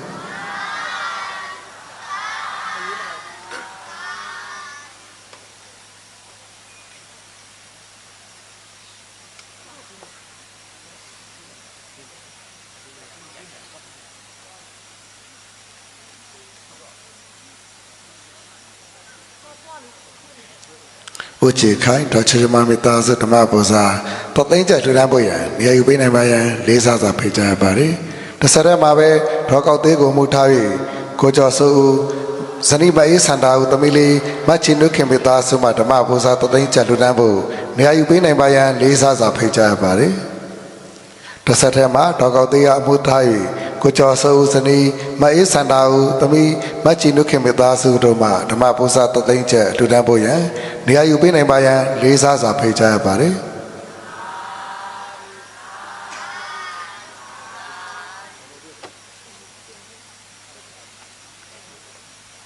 မိဘနှစ်ပါးယေရှု၏ဥပလာကြီးဒေါ်သိမိသားစုမှဓမ္မပူဇာတသိန်းချက်လှူဒန်းဖို့ရန်နေရာယူပေးနိုင်ပါရန်လေးစားစွာဖိတ်ကြားရပါတယ်။မိဘနှစ်ပါးတို့ယေရှု၏ဥပလာကြီးဇနီးဒေါ်သိမိသားစုဓမ္မပူဇာတသိန်းချက်လှူဒန်းဖို့ရန် နေရာယူပေးနိုင်ပါရန်လေးစားစွာဖိတ်ကြားရပါတယ်ဥခေဝဲဇနိမနန်းစောနဲ့တပြည့်သားသမီးများဓမ္မပူဇာတတိန်ကျတဲ့တန်ခမ်းချင်းတစ်စုံတို့ကိုအစိုးရမိသားစုရဲ့ကိုစား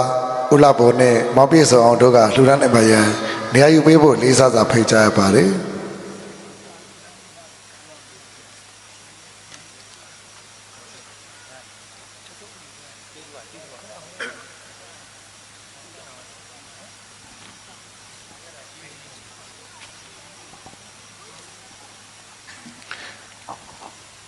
တစ်ဆက်တည်းမှာပဲမိဘများဖြစ်ကြသောဥကျော်သူဒေါက်တန်းကြည်တော်အမှုထားရဲ့တမိမရီထေသားမောင်ထေးကျွယ်မောင်ထမနှုတ်တို့ကဓမ္မပူဇာ6000ကျပ်လူတန်းဖို့နေရာယူပေးနိုင်ပါရန်လေးစားစွာဖိတ်ကြားအပ်ပါတယ်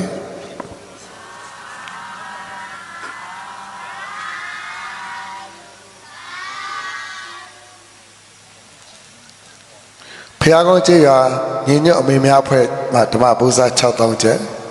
ဥထွေးသိန်းအားအမှုထား၍ကွယ်လွန်သူမိခင်ဒေါ်တင်ရှိကိုလည်းရည်စူးပြီးဥဝင်းကိုဇနီးတော်ထွေးဝါသနိဆိုင်မိသားစုမှဓမ္မပူဇာ9000ကျပ်ဥနီဒေါ်တန်းကြည်တို့ကိုရည်စူး၍ဥဝင်းကိုဒေါ်ထွေးမိသားစုဝါသနိဆိုင်မှဓမ္မပူဇာ9000ကျပ်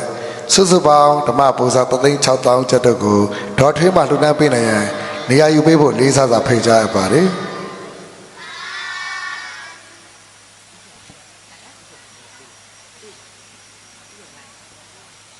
တစ်ဆက်တည်းမှာပဲရှေးအောင်တမိုင်းဝင်စန္ဒရှင်ချက်ခေါက်ဈေးတီတော်ကောပကအဖွဲ့မှဓမ္မပူဇာ9000ကျပ်ဈေးတီတော်ကောပကအထောက်အကူပြုအဖွဲ့မှဓမ္မပူဇာ3000ကျပ်အဆိုပါနေ့ရက်ပေါင်းဓမ္မပူဇာတို့ကိုတမိုင်းဝင်စန္ဒရှင်ချက်ခေါက်ဈေးတီတော်ရဲ့ဈေးတီတော်ကောပကအဖွဲ့အတွင်းမှုသည့်ဥက္ကိုလက်မှလှူဒါန်းပေးနိုင်ပါရန်လေးစားစွာဖိတ်ကြားပါရစေ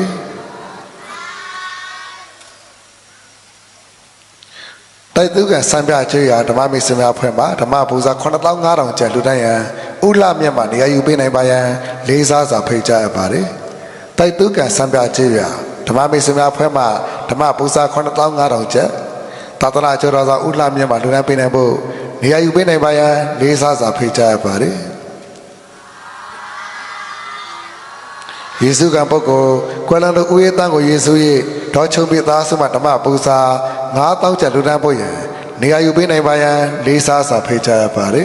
။ကွယ်လွန်သူဦးရေးတန်းကိုယေရှုကဒေါ်ချုံပိသားစုမှဓမ္မပူဇာ9000ကျပ်လူတန်းနိုင်ရန်နေရာယူပေးနိုင်ပါရန်လေးစားစွာဖိတ်ကြားပါရစေ။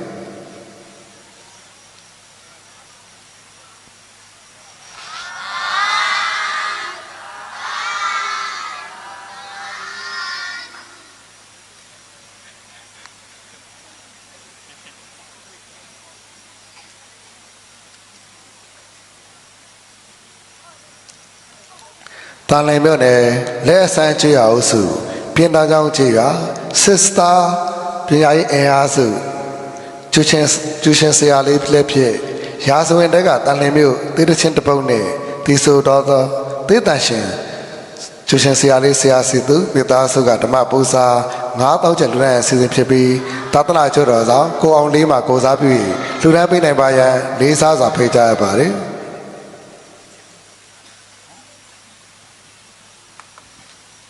တန်လင်မြို့ကိုဂုဏ်ပြုဆက်ဆို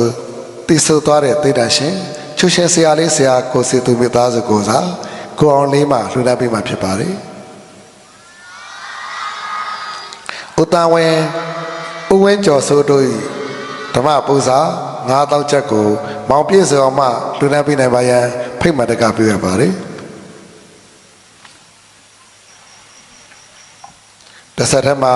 ဥဆိုတန်ဇနိတော်ထေရီမိသားစုဓမ္မပူဇာ9000ကျပ်လူလန်းဖို့ရန်နေရာယူပေးနိုင်ပါရန်လေးစားစွာဖိတ်ကြားရပါတယ်ဥဆိုတန်တော်ထေရီမိသားစုဓမ္မပူဇာ9000ကျပ်လူလန်းဖို့ရန်နေရာယူပေးနိုင်ပါရန်လေးစားစွာဖိတ်ကြားရပါတယ်ဒေါ်ဆိုင်ရာမှုထား၍တာဖာဆရာမဒေါ်စောတန်နာအောင်သမီးမတ်ဂျက်စီကာမင်းဟန်မိသားစုမှဓမ္မပူဇာ9000ကျပ်နဲ့ဖျားကုန်းကြီးဟာကျမ်းမာရေးမှုမှာဓမ္မပူဇာ3000ကျပ်စုစုပေါင်းဓမ္မပူဇာ8000ကျပ်ကိုသာသနာကျော်တော်ဆောင်ကိုအောင်လေးမှာကိုစားပြုပြီးလှူဒါန်းပေးနိုင်ပါရန်လေးစားစွာပန်ကြားရပါတယ်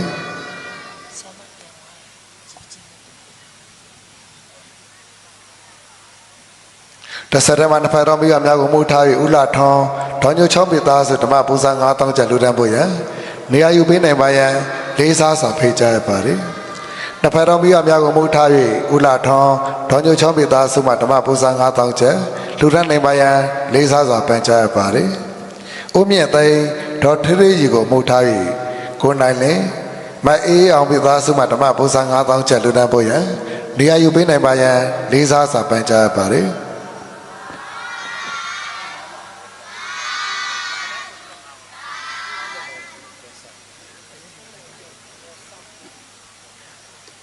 ဆက်ထဲမှာဥမမောင်သင်ဒေါ်ဆောင်မိသားစုဓမ္မပူဇာ9000ကျပ်လူတန်းဖို့ရန်လေးစားစွာဖိတ်ကြားရပါတယ်ဥမမောင်သင်ဒေါ်ဆောင်မိသားစုမှဓမ္မပူဇာ9000ကျပ်လူတန်းဖို့ရန်လေးစားစွာဖိတ်ကြားရပါတယ်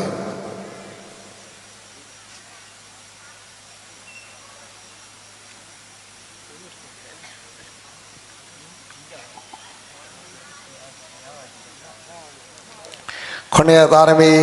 တရားတော်နာဓမ္မမိတ်ဆွေများမှလူတိုင်းကြသည်မနာပသာယီဘာသာစကားတက္ကသိုလ်ကျောင်းလူတော်တဲ့လူတော်ဝေ၄သိန်းကျပ်ခொနည်းသားသမီးတရားတော်နာဓမ္မမိတ်ဆွေများမှလူတိုင်းကြသည်ဓမ္မပူဇာ19သိန်း9500ကျပ်တို့ကိုတပေါင်းတစည်းတဲ့လူတိုင်းအစီအစဉ်ဖြစ်ပါတော့ကြောင်းအဆိုပါအစီအစဉ်မှာဓမ္မတော်ဖြစ်မြောက်ရေးအလူရှင်တဦးဖြစ်သူဦးဝင်းစိုးဖျားကြီးစေထဲဆိုင်မှလူတိုင်းကပ်ပြည့်ကာရကမှလက်ခံဆောင်ရွက်ပေးနိုင်ပါရန်လေးစားစွာဖိတ်ကြားရပါတယ်။ခொနည်းသားသမီးတရားတော်နာဓမ္မမိတ်ဆွေများမှတခဏတခြင်းမနာပတာယီဘာသာစကားတက္ကသိုလ်တိဆောက်နိုင်အတွက်အဆိုတော်များနဲ့ဖျားကောင်းကြီးကလှပျော်ပြများအလူကံရရှိတဲ့လူတော်ငွေ၄သိန်းကျပ်ခொနည်းသားသမီးတရားတော်နာဓမ္မမိတ်ဆွေများမှလူတိုင်းကြတဲ့ဓမ္မပူဇာ19သိန်း9500ကျပ်တို့ကိုတပေါင်းတစည်းတဲ့လူတိုင်းအစီအစဉ်ဖြစ်ပါတယ်။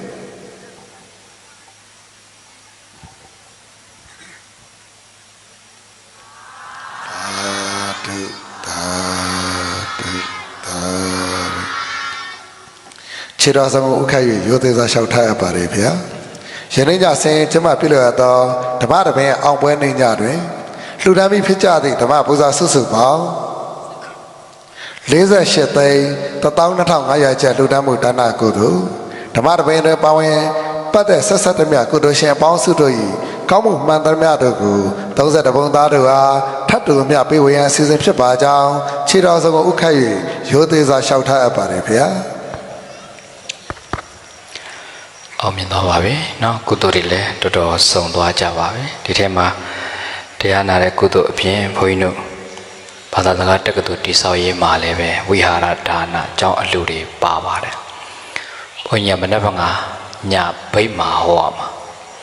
မနေ့ကညဗိမာဟောပြီးတပတ်ခါကိုရန်ကုန်ပြန်ဟောရမှာမနေ့9နာရီလေရင်ခွင်ဆင်းရမှာလေရင်ခွင်ဆင်းပြီးတော့ဗိမာနေကင်းပိုင်းကလေးတရားဝဲတစ်ပွဲဟောညပိုင်းလူကြီးတရားဝဲတစ်ပွဲဟောပြီးတော့နောက်နေ့မနေ့လေရင်နဲ့ရန်ကုန်ကအခုဘုန်းကြီးရန်ကုန်မြို့ကသတိစေုံမနာပဓာယီပညာရေးစင်တာမှာဘာသာစကားတက္ကသိုလ်အထူးဓမ္မသဘင်ဆိုပြီးတက္ကကြီးဦးဝင်းထွန်းတို့ရရိုက်ခွေးရအောင်ကောင်းတို့မင်းချမ်းမွန်တို့အုပ်စုတွေလာကြမယ်တန်လင်းဓမ္မမိတ်ဆွေအဖွဲ့တွေလည်းလာကြမယ်ပြောတယ်ဟောဒီပရိသတ်တွေလည်း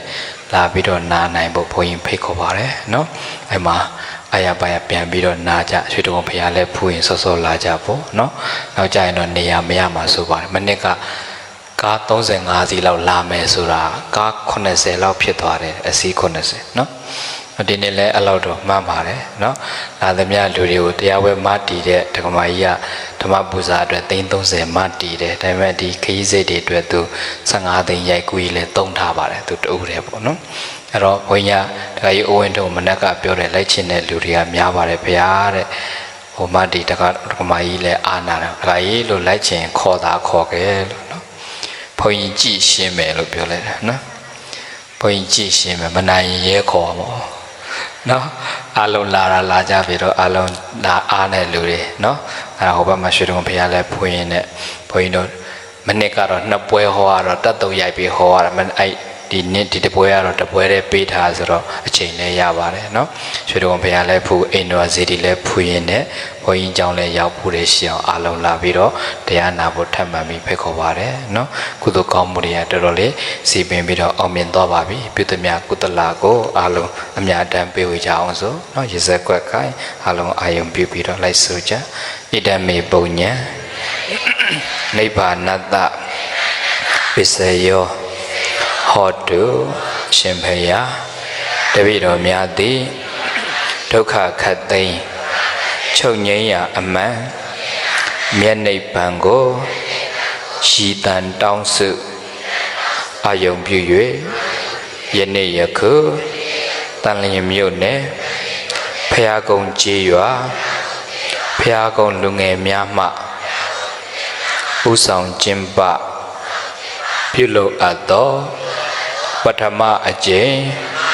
မိဘကျေးဇူးဆက်ထေရဝါဒဓမ္မပူဇာတရားအလှူတော်ကို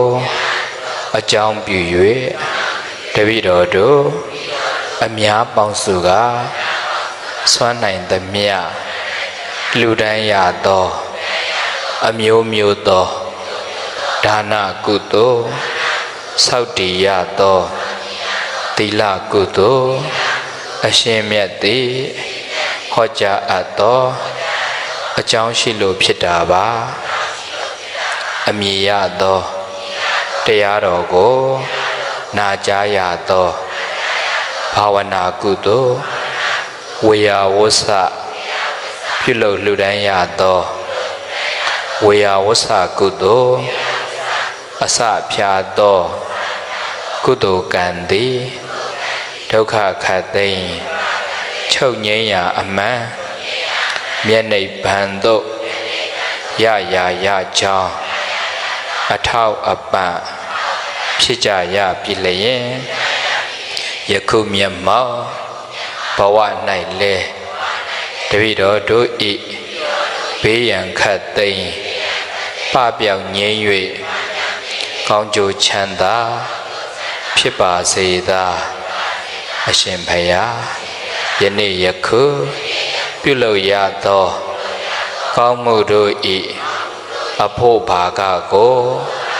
ကျေးဇူးကြီးမားမိဘနှစ်ပါးအဖိုးအဖွာဆရာသမားတို့အားအစထား၍30ဘုံရှိသမျှတတ္တဝါအပေါင်းတို့အားအမြပေးဝေငှပါ၏အထူးအားဖြင့်တပည့်တော်တို့နှင့်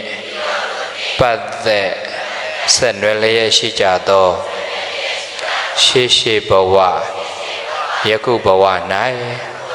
တော်ဆက်ကြသောမိဘဆွေမျိုး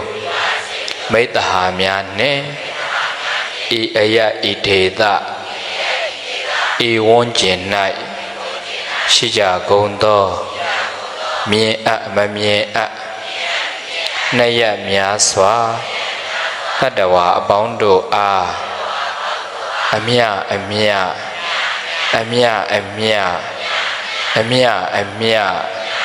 ပေးဝေငှပါ၏လုံးစုံများစွာတတ္တဝါတို့သည်အမြရ၍ကိုယ်စိတ်နှဖျားကျမ်းမာချမ်းသာကြသည်ဖြစ်ကြပါစေသောကုသိုလ်အမြယူတော်မူကြပါကုန်လောသာဓုကုသိုလ်အမြယူတော်မူကြပါကုန်လောသာဓုကုသိုလ်အမြယူတော်မူကြပါကုန်လောသာဓု